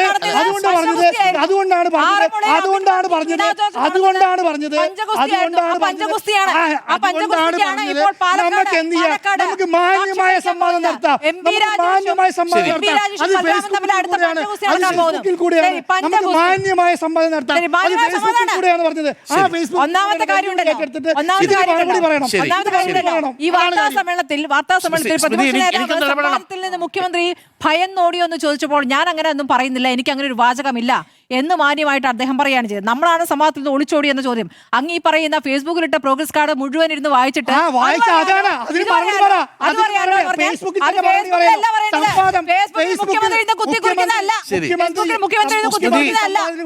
സോഷ്യൽ മീഡിയയാണ്. പ്രോഗ്രസ് കാർഡിലെ ഒരു പോയിന്റ് ഇനി ബാക്കിയില്ല, അങ്ങ് ബാക്കി പറയാം. ഓക്കെ, എനിക്ക് പ്രോഗ്രസ് കാർഡിലെ റിപ്പോർട്ടൊന്നും പറയണ്ട. എനിക്ക് സ്മൃതി പറഞ്ഞ കാര്യത്തിൽ 2 ക്ലാരിറ്റി വേണം. ഒന്ന്, യൂട്യൂബിലെ വ്ളോഗറുമായി ബന്ധപ്പെട്ട ഒരു വീഡിയോ ലീക്ക് ചെയ്തു എന്നുള്ള ആക്ഷേപത്തിൽ ഉറച്ചു നിൽക്കുകയാണോ സ്മൃതി ഇപ്പോഴും? PR വർക്കായിരുന്നു എന്നുള്ളത് എന്താണ് ലീക്ക് ആയതല്ലേ ഇത്? സ്മൃതിയുടെ ഡിബേറ്റിൽ ലീക്ക് ആയതാണ് എന്ന വാദത്തിൽ ഉറച്ചു നിൽക്കുകയാണോ സ്മൃതി ഇപ്പോഴും? ലീക്കായതല്ലേ? ലീക്കായതായാലും ലീക്കാക്കിയതായാലും എങ്ങനെയായാലും പറഞ്ഞു കൊടുത്ത് അദ്ദേഹം പറയുന്ന ഒരു കാര്യമാണെന്നുള്ളത് തെളിഞ്ഞല്ലോ. എങ്കിൽ അങ്ങനെയല്ല, അത് പറയാം. എങ്കിൽ അങ്ങനെയല്ല, പിന്നെ എങ്ങനെയാണ്? എങ്കിൽ അങ്ങനെയല്ല, ഞാൻ വായിക്കാം. ആ യൂട്യൂബ് വ്ളോഗറുടെ ഫേസ്ബുക്ക് പോസ്റ്റ് വന്നിട്ടുണ്ട്. ആ ഫേസ്ബുക്ക് പോസ്റ്റ് ക്ഷമയോടെ കേൾക്കൂ, ഇതല്ലല്ലോ മാന്യമായ സംവാദം. കേൾക്കാനും നമ്മൾ പറയാനും സമയം കൊടുക്കൂ. ആ യൂട്യൂബ് വ്ളോഗറുടെ ആ കമന്റാണ് ഞാൻ വായിക്കാൻ പോകുന്നത്. ഇപ്പൊ അദ്ദേഹത്തിന്റെ ഫേസ്ബുക്ക് പോസ്റ്റിൽ താങ്കൾ പറഞ്ഞ ലീക്കാക്കി അല്ലെങ്കിൽ ലീക്കായി എന്ന് പറഞ്ഞ കാര്യം, ലീക്കായി എന്ന് പറഞ്ഞു പറക്കുന്ന ആ ക്ലിപ്പ് ഞാൻ എൻ്റെ ചാനലിൽ തന്നെ ഇട്ട വീഡിയോയിൽ നിന്നുള്ള ഭാഗമാണ്. ഇത് മുഖ്യമന്ത്രിയെ കൊണ്ട് ഞാൻ പറഞ്ഞു പറയിപ്പിച്ചത് തന്നെയാണ്. അത് മുഖ്യമന്ത്രിയുടെ പോഡ്കാസ്റ്റിൽ ഞാൻ ഇട്ടിട്ടുണ്ട്. വീഡിയോയുടെ അവസാനത്തെ 1 മിനിറ്റ് കണ്ടു നോക്കുക. എൻ്റെ പോഡ്കാസ്റ്റിൽ അദ്ദേഹം എന്നോട് അത്രയധികം കംഫർട്ടബിൾ ആയതുകൊണ്ട് മാത്രമാണ് റീലൊക്കെ ചെയ്യാൻ സഹകരിച്ചതെന്ന് വിശ്വസിക്കുന്നു. മുഖത്ത് നോക്കി അദ്ദേഹത്തെ ആളുകൾ സോഷ്യൽ മീഡിയയിൽ വിളിക്കുന്ന പേരുകളും മറ്റും പറഞ്ഞതും അതുകൊണ്ട് മാത്രമാണ്. ഒരു നിമിഷം നോക്കൂ, PR വർക്ക് എന്ന് പറയുന്നവരോട് ഒരു വാക്ക്, അതായത് സ്മൃതി അടക്കമുള്ളവരോട്, എല്ലാ പാർട്ടിയിൽ നിന്നുള്ള ആളുകളുടെ ഒപ്പവും ഞാൻ പോഡ്കാസ്റ്റ് ചെയ്തിട്ടുണ്ട്. അതിൽ പിണറായി വിജയൻ മാത്രമല്ല VD സതീശനും രാജീവ് ചന്ദ്രശേഖരും ഉണ്ട്. അപ്പോ ലീക്കായി എന്ന് പറഞ്ഞ ആരോപണം അവിടെ തീർന്നു. ഒന്ന്. രണ്ടാമത്തെ ഒരു കാര്യം, സ്മൃതി നേരത്തെ പറഞ്ഞ ഒരു പ്രധാനപ്പെട്ട കാര്യമുണ്ട്. ആ പോയിന്റ് പൂർത്തിയാക്കട്ടെ. അതായത് ലീക്കാക്കിയാലും ലീക്കായതല്ല എങ്കിലും അതിന്റെ ഭാഗമായതാണെങ്കിലും അത് മുഖ്യമന്ത്രിയിൽ നിന്നും സ്വാഭാവികമായി വന്ന ഒരു പ്രതികരണമല്ല, അദ്ദേഹം പറഞ്ഞു കൊടുത്ത് വന്ന ഒരു പ്രതികരണമാണ്. ആയിക്കോട്ടെ, കുഴപ്പമില്ല. ആയിക്കോട്ടെ, എന്റെ പോയിന്റ് ഇത്രയേ ഉള്ളൂ ഡോക്ടർ അരുൺ. അതായത് അതിൽ വളരെ സ്വാഭാവികമായി ചിരിച്ച് സംസാരിക്കുന്ന മുഖ്യമന്ത്രി യാഥാർത്ഥ്യത്തിലേക്ക് എത്തുമ്പോൾ, യഥാർത്ഥത്തിലുള്ള ഗുരുതരമായ വിഷയങ്ങൾ അല്ലെങ്കിൽ സർക്കാരുമായി ബന്ധപ്പെട്ട് വരുന്ന ചോദ്യങ്ങളിലേക്ക് എത്തുമ്പോൾ അദ്ദേഹം മറ്റൊരു മുഖം കാണിക്കുന്നു, മാധ്യമങ്ങളോട് മറ്റു മുഖം കാണിക്കുന്നു എന്ന് ഞാൻ പറഞ്ഞിട്ടുള്ളൂ. ലീക്കാക്കിയാലും ലീക്കായാലും അതാണ് യഥാർത്ഥ മുഖം. യഥാർത്ഥ മുഖം അടുത്ത് പറഞ്ഞോളൂ. അല്ല, ഇനി എൻ്റെ വാർത്താ സമ്മേളനം കേൾക്കൂ. ഇനി എൻ്റെ വാർത്താ സമ്മേളനം അലങ്കോലപ്പെടുത്തിയാൽ നിങ്ങളെ ഇവിടെ നിന്ന് പുറത്തിറക്കി വിടുമെന്ന് ഒരു ചാനൽ പ്രവർത്തകനോടും ഒരു പത്രക്കാരോടും ദേശാഭിമാനിയോടും പറഞ്ഞത് പ്രതിപക്ഷ നേതാവല്ലേ? പ്രതിപക്ഷ നേതാവ് ഒരു മാധ്യമ പ്രവർത്തകനോടും ചൂടായിട്ടില്ലല്ലോ സ്മൃതി. ആരോടും ഈ പറയുന്ന പോലെ ഇത് എന്നോട് ചോദിക്കേണ്ടെന്ന് പറഞ്ഞിട്ടില്ലല്ലോ അല്ലേ? പ്രതിപക്ഷ നേതാവിനോട് ചോദിക്കുമ്പോഴും പ്രതിപക്ഷ നേതാവിനോട് ചോദിക്കുമ്പോൾ പ്രതിപക്ഷ നേതാവിനോട് അസ്വസ്ഥത ഉണ്ടാകുന്നു. പക്ഷെ സ്മൃതി എന്താ ചെയ്തത്? അത് ഭംഗ്യന്തരേണ മറച്ചു വെച്ചു. എല്ലാ രാഷ്ട്രീയ നേതാക്കളോടും ചോദ്യങ്ങൾ ചോദിക്കുമ്പോൾ എല്ലാവർക്കും അസ്വസ്ഥത ഉണ്ടാക്കുന്നു. എല്ലാവരോടും അസ്വസ്ഥത ഉണ്ടാവും. എല്ലാ നേതാക്കളും അത് വേണ്ട. നമ്മുടെ മൈക്ക് നോക്കി പറഞ്ഞിട്ടില്ലേ നിങ്ങൾക്ക് അജണ്ടയുണ്ടെന്ന്? നമ്മുടെ മൈക്ക് നോക്കി ചോദ്യം ചോദിച്ചാൽ ആരും പ്രശ്നം ഉണ്ടാക്കില്ല.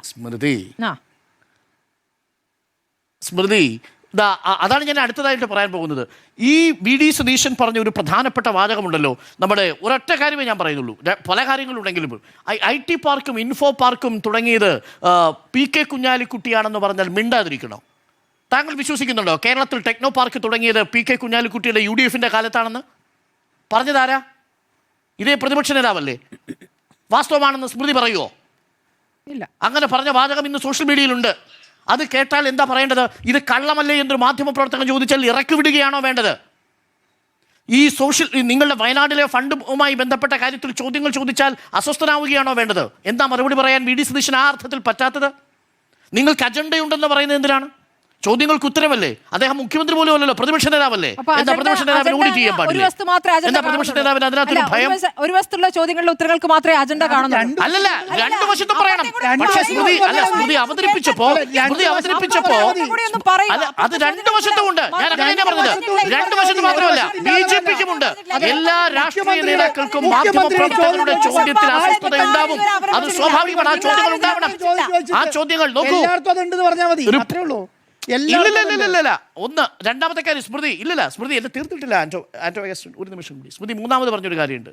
അടിയന്തര പ്രമേയം വലിയ കാര്യമൊന്നും അല്ല എന്നാണ് പറഞ്ഞത്. എങ്ങനെയാണ് സ്മൃതി താങ്കൾക്ക് അങ്ങനെ പറയാൻ പറ്റുക? റൂൾ 50 അനുസരിച്ച് സഭയിൽ മറ്റ് എല്ലാ നടപടിക്രമങ്ങളും നിർത്തിവെച്ച് ഏറ്റവും വലിയ ചർച്ച ചെയ്യേണ്ട വേദിയല്ലേ നിയമസഭ? താങ്കൾ എന്ത് അർത്ഥത്തിലാണ് അടിയന്തര പ്രമേയം ചർച്ച ചെയ്യുക എന്നുള്ളത് അത്ര വലിയ കാര്യമൊന്നും അല്ലാന്ന് പറഞ്ഞത്? അത്രേ ഉള്ളൂ. ഒരു പുതുമയില്ല. പുതുമയോട് അവതരിപ്പിക്കുന്നതിന്റെ കാരണം എന്താണ്? വ്യവസ്ഥാപിതമായ രീതിയിൽ ഒരു രാഷ്ട്രീയ സംവാദം നടക്കുന്ന ഏറ്റവും മനോഹരമായ ഇടമാണ് നിയമസഭ. ആ നിയമസഭയിൽ അവസരം കൊടുത്തിട്ട് ചോദ്യം ഉയർത്താൻ പറ്റാതെ അടിയന്തര പ്രമേയം അവതരിപ്പിച്ചാൽ സ്മൃതി അസ്വസ്ഥരാവാതിരിക്കും. ഇതാണോ മാന്യമായ സംവാദം? ഞാൻ വളരെ സമാധാനത്തിൽ പറയുന്ന കാര്യമല്ലേ. കേൾക്കൂ, ആ നിയമസഭയിൽ അടിയന്തര പ്രമേയം അവതരിപ്പിച്ചാൽ ആ വിഷയം ഡൈല്യൂട്ടായി പോകുമെന്ന് പറഞ്ഞത് ആരാണ് സ്മൃതി? അടിയന്തര പ്രമേയം അവതരിപ്പിച്ചാൽ ആ വിഷയത്തിൻ്റെ ഗൗരവം ചോർന്നു പോകുമെന്ന് പറഞ്ഞത് ആരാണ്? പ്രതിപക്ഷമല്ലേ. വലിയ കൊടുങ്കാറ്റ് പോലെ കൊണ്ടുവരുന്ന ആരോപണങ്ങളുടെ കാറ്റിഴിച്ചു വിടുമ്പോൾ അത് ഡൈല്യൂട്ടായി പോകുമെന്ന് പറഞ്ഞാൽ അത് അവതരിപ്പിക്കുന്നതിന് കുഴപ്പമാണ്, നിങ്ങളെടുത്തിരിക്കുന്ന വിഷയത്തിന് കുഴപ്പമാണ്. ഏതെങ്കിലും ഒരു വിഷയത്തിൽ ഉറച്ചു നിന്നിട്ടുണ്ടോ പ്രതിപക്ഷം? ഈ ശബരിമല സ്വർണ്ണക്കൊള്ള വിഷയമടക്കം എത്ര തവണ പറഞ്ഞു ചർച്ച ചെയ്യാൻ തയ്യാറാണെന്ന്? അവസാനത്തെ സെഷനിൽ ഒരു അടിയന്തര പ്രമേയത്തിന് നോട്ടീസ്, അവസാനത്തെ നോട്ടീസ്, അപ്പൊ പിന്നെ സംവാദം വേണ്ട, സ്മൃതിയൊക്കെ തീരുമാനിച്ചു. സംശയം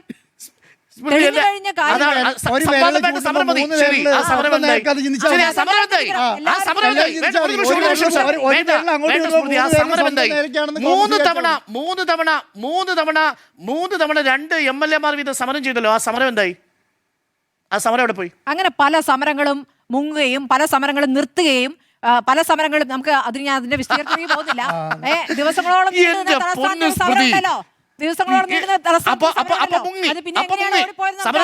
അതൊന്നും പറയിപ്പിക്കണ്ട. അല്ല, അപ്പൊ സമരത്തിൽ നിന്ന് മുങ്ങി. എടുത്ത് പറയുന്നത് ഈ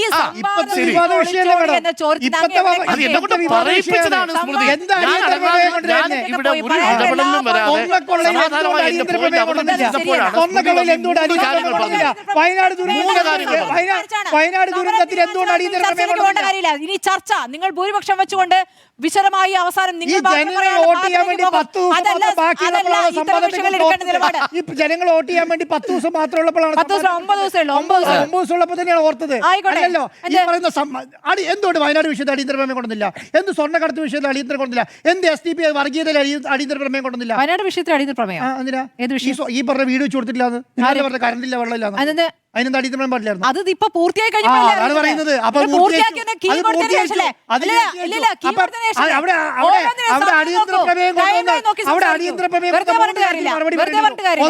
അടിയന്തര പ്രമേയം കൊണ്ടുവന്ന ഒന്ന് മറുപടി പറയേണ്ടത് കോൺഗ്രസ് പിരിച്ച പരിചയം സോണിയാഗാന്ധിയുടെ പാലക്കാട് വോട്ട് പിടിച്ചത് സഭ പിരിഞ്ഞ ശേഷമുള്ള കാര്യങ്ങൾ പറയുന്നത് അന്നേരം ചെയ്തിട്ടില്ല. അവിടെയാണ് പ്രതിപക്ഷ നേതാവിന് എല്ലാ കാലത്തും പറയുന്ന ഒരു കാര്യമുണ്ട്. ഏറ്റവും നല്ല നിയമസഭാജികനും ഈ നിയമസഭയിൽ ഏറ്റവും നന്നായി ചോദിക്കുന്ന പ്രതിപക്ഷ നേതാവ് ഉദാഹരണമായി എടുക്കാം. നിങ്ങൾ ഭൂരിപക്ഷത്തിൽ നിന്നുകൊണ്ട് അവസാനം നിങ്ങളുടെ വാദത്തിൽ നിർത്തിക്കൊണ്ട് ഈ ചർച്ചയെ അവസാനിപ്പിക്കും. ഇതാണ് സഭയിലും ചെയ്യാൻ ഉദ്ദേശിച്ചത്. അതുകൊണ്ടാണ് അത്തരം കാര്യത്തിൽ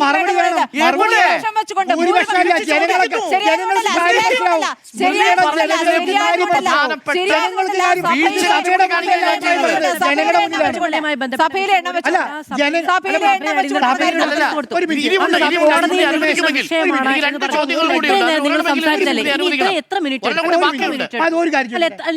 ഞാൻ ഒരു കാര്യം ചോദിക്കാൻ വന്നല്ലേ. പറഞ്ഞോളൂ, ഒറ്റ മിനിറ്റ്. എന്താ അറിയോ, ഈ നിയമസഭയിൽ ഒരു അടിയന്തര പ്രമേയം വരുമ്പോൾ അത് സ്പീക്കറുടെ മുന്നിൽ മാത്രമാണ് പറയുന്നത്. കേരളത്തിലെ ജനങ്ങളുടെ മുന്നിലാണ് അടിയന്തര പ്രമേയം ചർച്ച ചെയ്യുന്നത് അല്ലേ?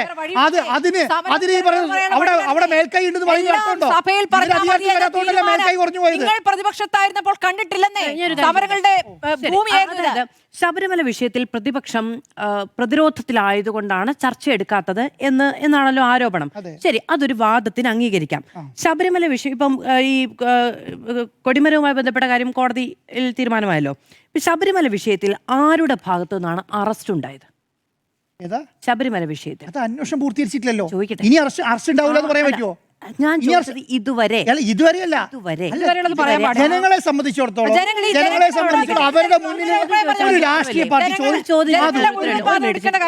ഒരു മിനിറ്റ് സ്മൃതി മാഡം, ഒരു ചോദ്യം ചോദിച്ചാൽ ഒരു ഉത്തരം ഉണ്ടാവില്ലേ? ഉത്തരവുണ്ട്, അതാ പറയുന്നത്. ഉത്തരവാണ് പറയുന്നത്. ആ ഉത്തരമല്ല പറയുന്നത്. ആരുടെ ഭാഗത്തുള്ള നേതാക്കളാണ് അറസ്റ്റിലായത്? അറസ്റ്റിൽ ഉണ്ടായതിന്റെ ഒന്നാമത്തെ ആള് ഉണ്ണികൃഷ്ണൻ പോറ്റിയല്ലേ, രണ്ടാമത്തെ ആള് ഗോവർദ്ധനല്ലേ, മൂന്നാമത്തെ ആളാ പിന്നെ എന്താണ് നമ്മുടെ അന്നത്തെ പ്രസിഡന്റ്. ഈ 8-9 പേരിൽ ആയിക്കോട്ടെ, പറയുന്നത് അത് എല്ലാവർക്കും അറിയാവുന്ന കാര്യമാണ്. എല്ലാവർക്കും അപ്പൊ അറിയാത്ത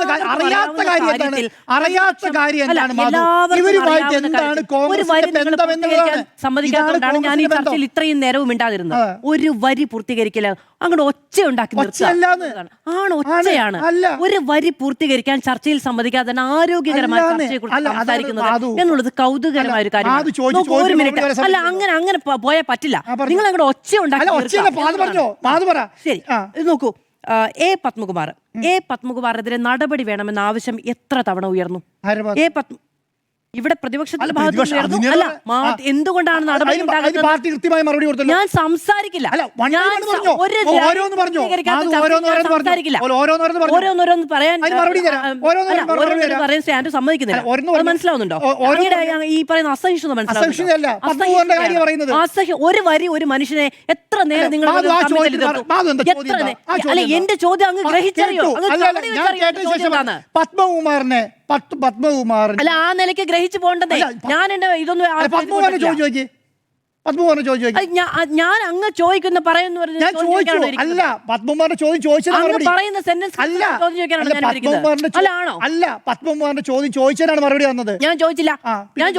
ചോദിക്കുന്നതിന് മുമ്പ് ശരി. അപ്പോ ഈ ആരൊക്കെയാണ് അറസ്റ്റിലായത്? പത്മകുമാർ അറസ്റ്റിലായോ? എൻ വാസു അറസ്റ്റിലായി. ഇവരൊക്കെ എങ്ങനെയാണ് പുറത്തു വന്നത്? കുറ്റപത്രം സമർപ്പിക്കാത്തതിന്റെ പേരിൽ സ്വാഭാവിക ജാമ്യം കിട്ടി പുറത്തു വന്നു ആണല്ലോ. അപ്പോ ഈ 2 പേർ പാർട്ടിയുമായി CPM-ഉമായി ഡയറക്റ്റ് ബന്ധമുണ്ട് എന്ന് പറയാൻ കഴിയുന്ന 2 നേതാക്കൾ അറസ്റ്റിലായി ജയിലിലാണ്. എപ്പോ? സഭ നടക്കും ആണല്ലോ. ആ വിഷയത്തിൽ എങ്ങനെയാണ് പ്രതിപക്ഷത്തിന് ആ വിഷയം ഉന്നയിക്കാൻ ആത്മവിശ്വാസം ഇല്ലാത്തതുകൊണ്ടാണെന്ന് പറയുന്നത്? എന്തുകൊണ്ട് അടിയന്തര പ്രമേയം കൊടുത്തില്ല? അതിന് മറുപടി പറ. ഞാൻ അതാണ് ചോദ്യം. അല്ല, എന്തുകൊണ്ട് എന്തുകൊണ്ട് ആത്മവിശ്വാസം ഇല്ല എന്ന് പറയുന്നത്? അതിന് മറുപടി പറയണം. അതിന് മറുപടി പറയണം. എന്തുകൊണ്ട്? അതാണ് ഞാൻ പറയുന്നത്. എന്റെ ചോദ്യം അതല്ല. മാധുവിന്റെ ചോദ്യത്തിന് എന്റെ മറുചോദ്യമാണ് ഉത്തരം. എന്തുകൊണ്ട് അടിയന്തര പ്രമേയം അനുവദിച്ചില്ല? അതാണ് പേടി. അതെന്തുകൊണ്ട് പേടി? മാധു ചോദിക്കും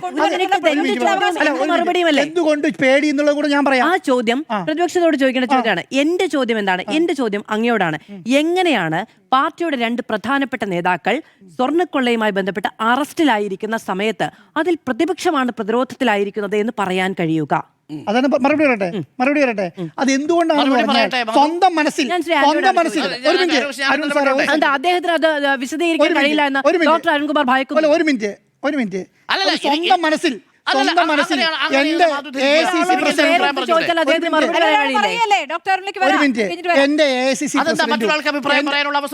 അല്ല, ഞാൻ അദ്ദേഹത്തെ പേരെടുത്ത് വെച്ചാണ് ചോദിച്ചത്. എന്റെ പേരിൽ പലരും ചോദിക്കുമ്പോൾ ഡോക്ടർ അരുൺകുമാർ വരാറില്ലല്ലോ. അതിന് ഉത്തരം അല്ല, ഇതും പറയട്ടെ മാധു. അല്ല, എനിക്ക് അഭിപ്രായം പറയാനുണ്ടെന്നേ. ഞാൻ കേൾക്കാനാണ് ചോദിച്ചത്. നിങ്ങളൊക്കെ സഹിഷ്ണുത പഠിപ്പിക്കുന്നവരല്ലേ? ഒന്ന് വെയിറ്റ് ചെയ്യൂ. അതെ, പറയാ.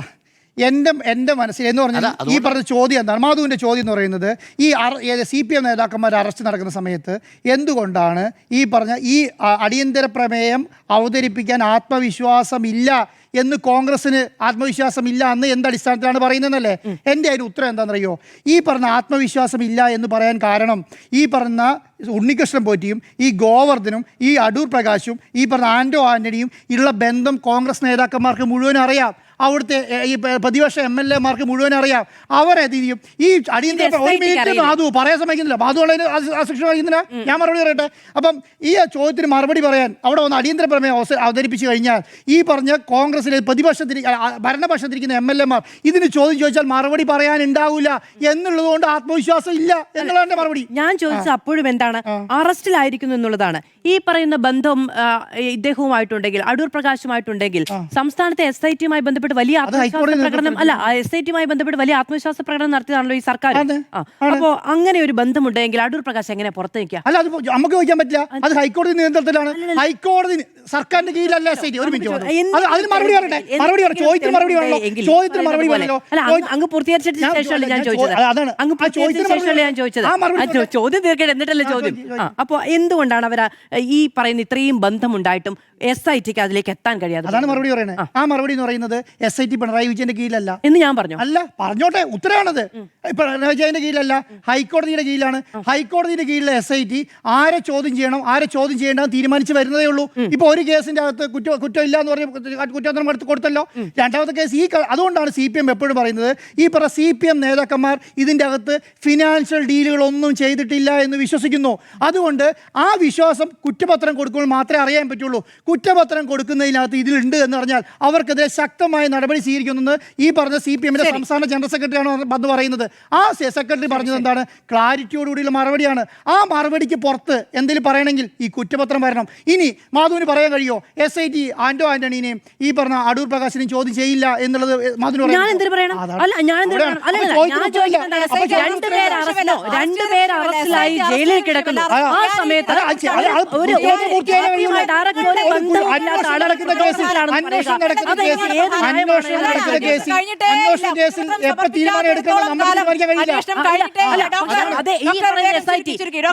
SIT-യുടെ അറസ്റ്റുമായി ബന്ധപ്പെട്ട് SIT അറസ്റ്റ് നടത്തുന്ന സമയത്ത് SIT നടത്തുന്ന അറസ്റ്റിൽ വിശ്വാസമില്ല, കുറ്റപത്രം വരട്ടെ എന്ന് പറയുന്നുണ്ടല്ലോ. പിന്നെ എങ്ങനെയാണ് ഇത് അറസ്റ്റ് ചെയ്തതുമായി ബന്ധപ്പെട്ട ഒരു സംശയമില്ല. നിങ്ങൾ നിഗമനത്തിലെത്തിയിരിക്കുന്ന കാര്യത്തിൽ മാത്രമേ സംശയമുള്ളൂ. ഡോക്ടർ അരുൺ പറഞ്ഞോളൂ. അല്ല, ആത്മവിശ്വാസക്കുറവ് എന്തെന്നാണ് മാധു ചോദിച്ചത്. 3 ആത്മവിശ്വാസക്കുറവുണ്ട് മാധു. ഒന്ന്, ഈ അടിയന്തര പ്രമേയം ആദ്യം അവതരിപ്പിക്കാൻ ആവേശം കാട്ടിയല്ലോ പ്രതിപക്ഷം. അന്ന് കോടതിയുടെ പരിഗണനയിലിരിക്കുന്ന വിഷയമായതുകൊണ്ട് അടിയന്തര പ്രമേയത്തിന് അനുമതി നിഷേധിച്ചില്ല. അതിനുശേഷം SIT അന്വേഷണം തുടങ്ങിയതിന് ശേഷമാണ് ഇതിന് പ്രതിപക്ഷം ഈ അടിയന്തര പ്രമേയത്തിൽ നിന്ന് പിന്മാറുന്നത്, പിന്നീട് സമരമായിട്ട് മുന്നോട്ട് പോകുന്നത്. ആ സമയത്താണ് ആ ചിത്രങ്ങൾ പുറത്തു വരുന്നത്. ചിത്രം പുറത്തു വന്നാലുള്ള കുഴപ്പം എന്താ? അടിയന്തര പ്രമേയം എടുത്താൽ ആദ്യം ചോദിക്കുന്ന ചോദ്യം സോണിയാഗാന്ധിയുടെ കയ്യിൽ കെട്ടിയ ചരട് സ്വർണ്ണമാണോ അല്ലയോ? ഈ ചോദ്യം ചോദിച്ചാൽ എന്താ കുഴപ്പം? ആ ചോദ്യത്തിന് മറുപടി നൽകേണ്ടി വരും. മറുപടി നൽകേണ്ടി വരുന്നത് ആരാ? പ്രതിപക്ഷമാ. അങ്ങനെ മറുപടി നൽകേണ്ടി വരികയോ അത് നിഷേധിക്കുകയോ ചെയ്താൽ എവിടെ ഉണ്ടാവും? സഭാരേഖകളിലുണ്ടാവും. സോണിയാഗാന്ധിയുടെ പേര് സഭാരേഖകളിൽ വരാൻ താല്പര്യമില്ലാത്ത ഒരൊറ്റ കാരണം, ആ കാരണം കൊണ്ട് മാത്രമാണ് അടിയന്തര പ്രമേയത്തിനുള്ള ചോദ്യവുമായിട്ട് നോട്ടീസുമായിട്ട് പ്രതിപക്ഷം വരാതെ. ഇത് മാധവന് ഇത്രയും കാലമായിട്ട് അറിയില്ലേ? രണ്ടാമത്തെ എന്താ?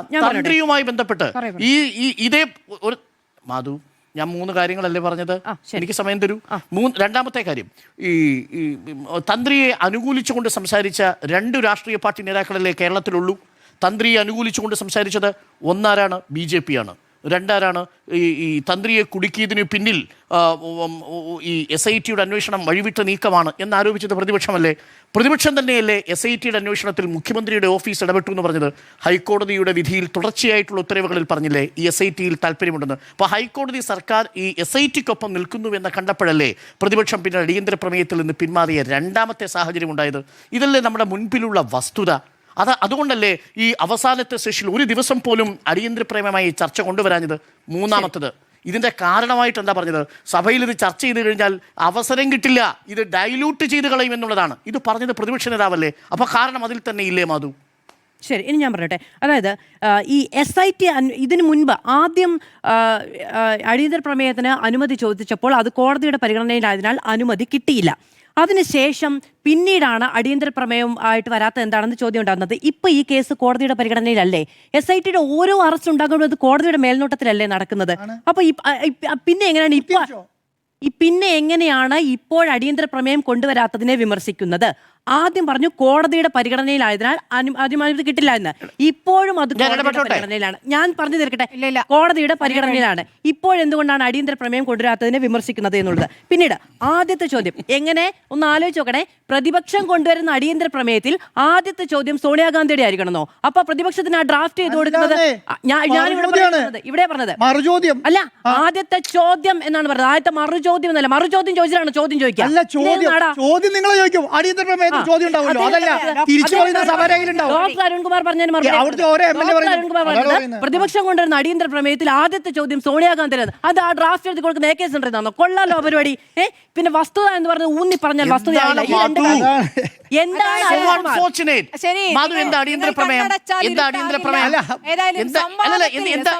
ഫേസ്ബുക്ക് സംവാദം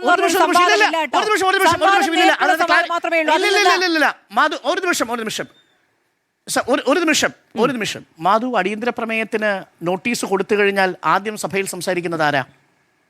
അടിയന്തര പ്രമേയത്തിന് നോട്ടീസ് കൊടുത്താൽ സഭയിൽ ആദ്യം സംസാരിക്കുന്നത് ആരാ? അത് മാധുവിന് അറിയാമല്ലോ.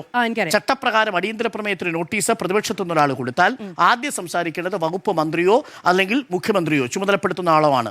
അദ്ദേഹമല്ലേ ഈ സോണിയാഗാന്ധിയുടെ കാര്യം ഉന്നയിക്കുക? അതല്ലേ ഞാൻ പറഞ്ഞത്. അത് എങ്ങനെയാണ് ചോദ്യം ഇത് വേണമെന്ന് ഞാൻ മറുപടി പറയുമ്പോഴാണല്ലോ അതിൽ ചർച്ച ചെയ്യണമോ വേണ്ടയോ എന്ന് പറയുക. അല്ലാതെ ആദ്യത്തെ ചോദ്യം ഉന്നയിക്കല്ലോ. ആ മറുപടിയല്ലേ ഈ സോണിയാഗാന്ധിയുടെ ചോദ്യമായി വരിക. അതെങ്ങനെയാണ് മറുപടി സോണിയാഗാന്ധിയുടെ ചോദ്യമായിട്ട് വന്നാൽ അറിയാമോ? അങ്ങനെയല്ല. ഒരു അടിയന്തര പ്രമേയം ഉന്നയിക്കുമ്പോൾ അടിയന്തര പ്രമേയത്തിൽ ഉന്നയിച്ച വിഷയത്തിന് അപ്പുറത്ത് തിരിച്ചു ചോദിക്കുന്ന വിഷയമാണ് ആദ്യം ചർച്ച. അത് മറുപടിയാണ്, ചോദ്യമല്ലെന്ന് ഞാനും പറഞ്ഞു. ശരി, നിങ്ങളുടെ പോവുക. അങ്ങി പറഞ്ഞ രൂക്ഷമായ വാദങ്ങളൊക്കെ ഉണ്ടായിരുന്നെങ്കിൽ എന്താണ് സംവാദത്തിന് വരാതിരുന്ന ചോദ്യത്തിലാണ് ഞാൻ സംവാദത്തിൽ ഒളിച്ചോടി എന്ന ചോദ്യത്തിന് ഒളിച്ചോടി എന്ന് ഞാൻ മാത്രം ജനങ്ങൾക്കും കൂടെ മറുപടി വരട്ടെ. സോഷ്യൽ മീഡിയയിൽ വന്നിരുന്നെങ്കിൽ ഈ പറയുന്ന തീരുമാനിച്ചോളൂ. ജനങ്ങൾ ഈ സോഷ്യൽ മീഡിയയിലാണെങ്കിൽ ഈ കമന്റുകളിലൂടെയും മറ്റുള്ള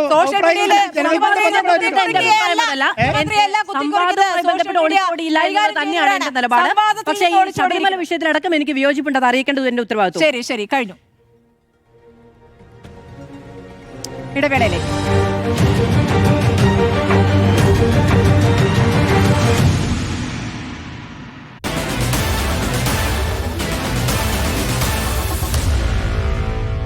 Meet the editors.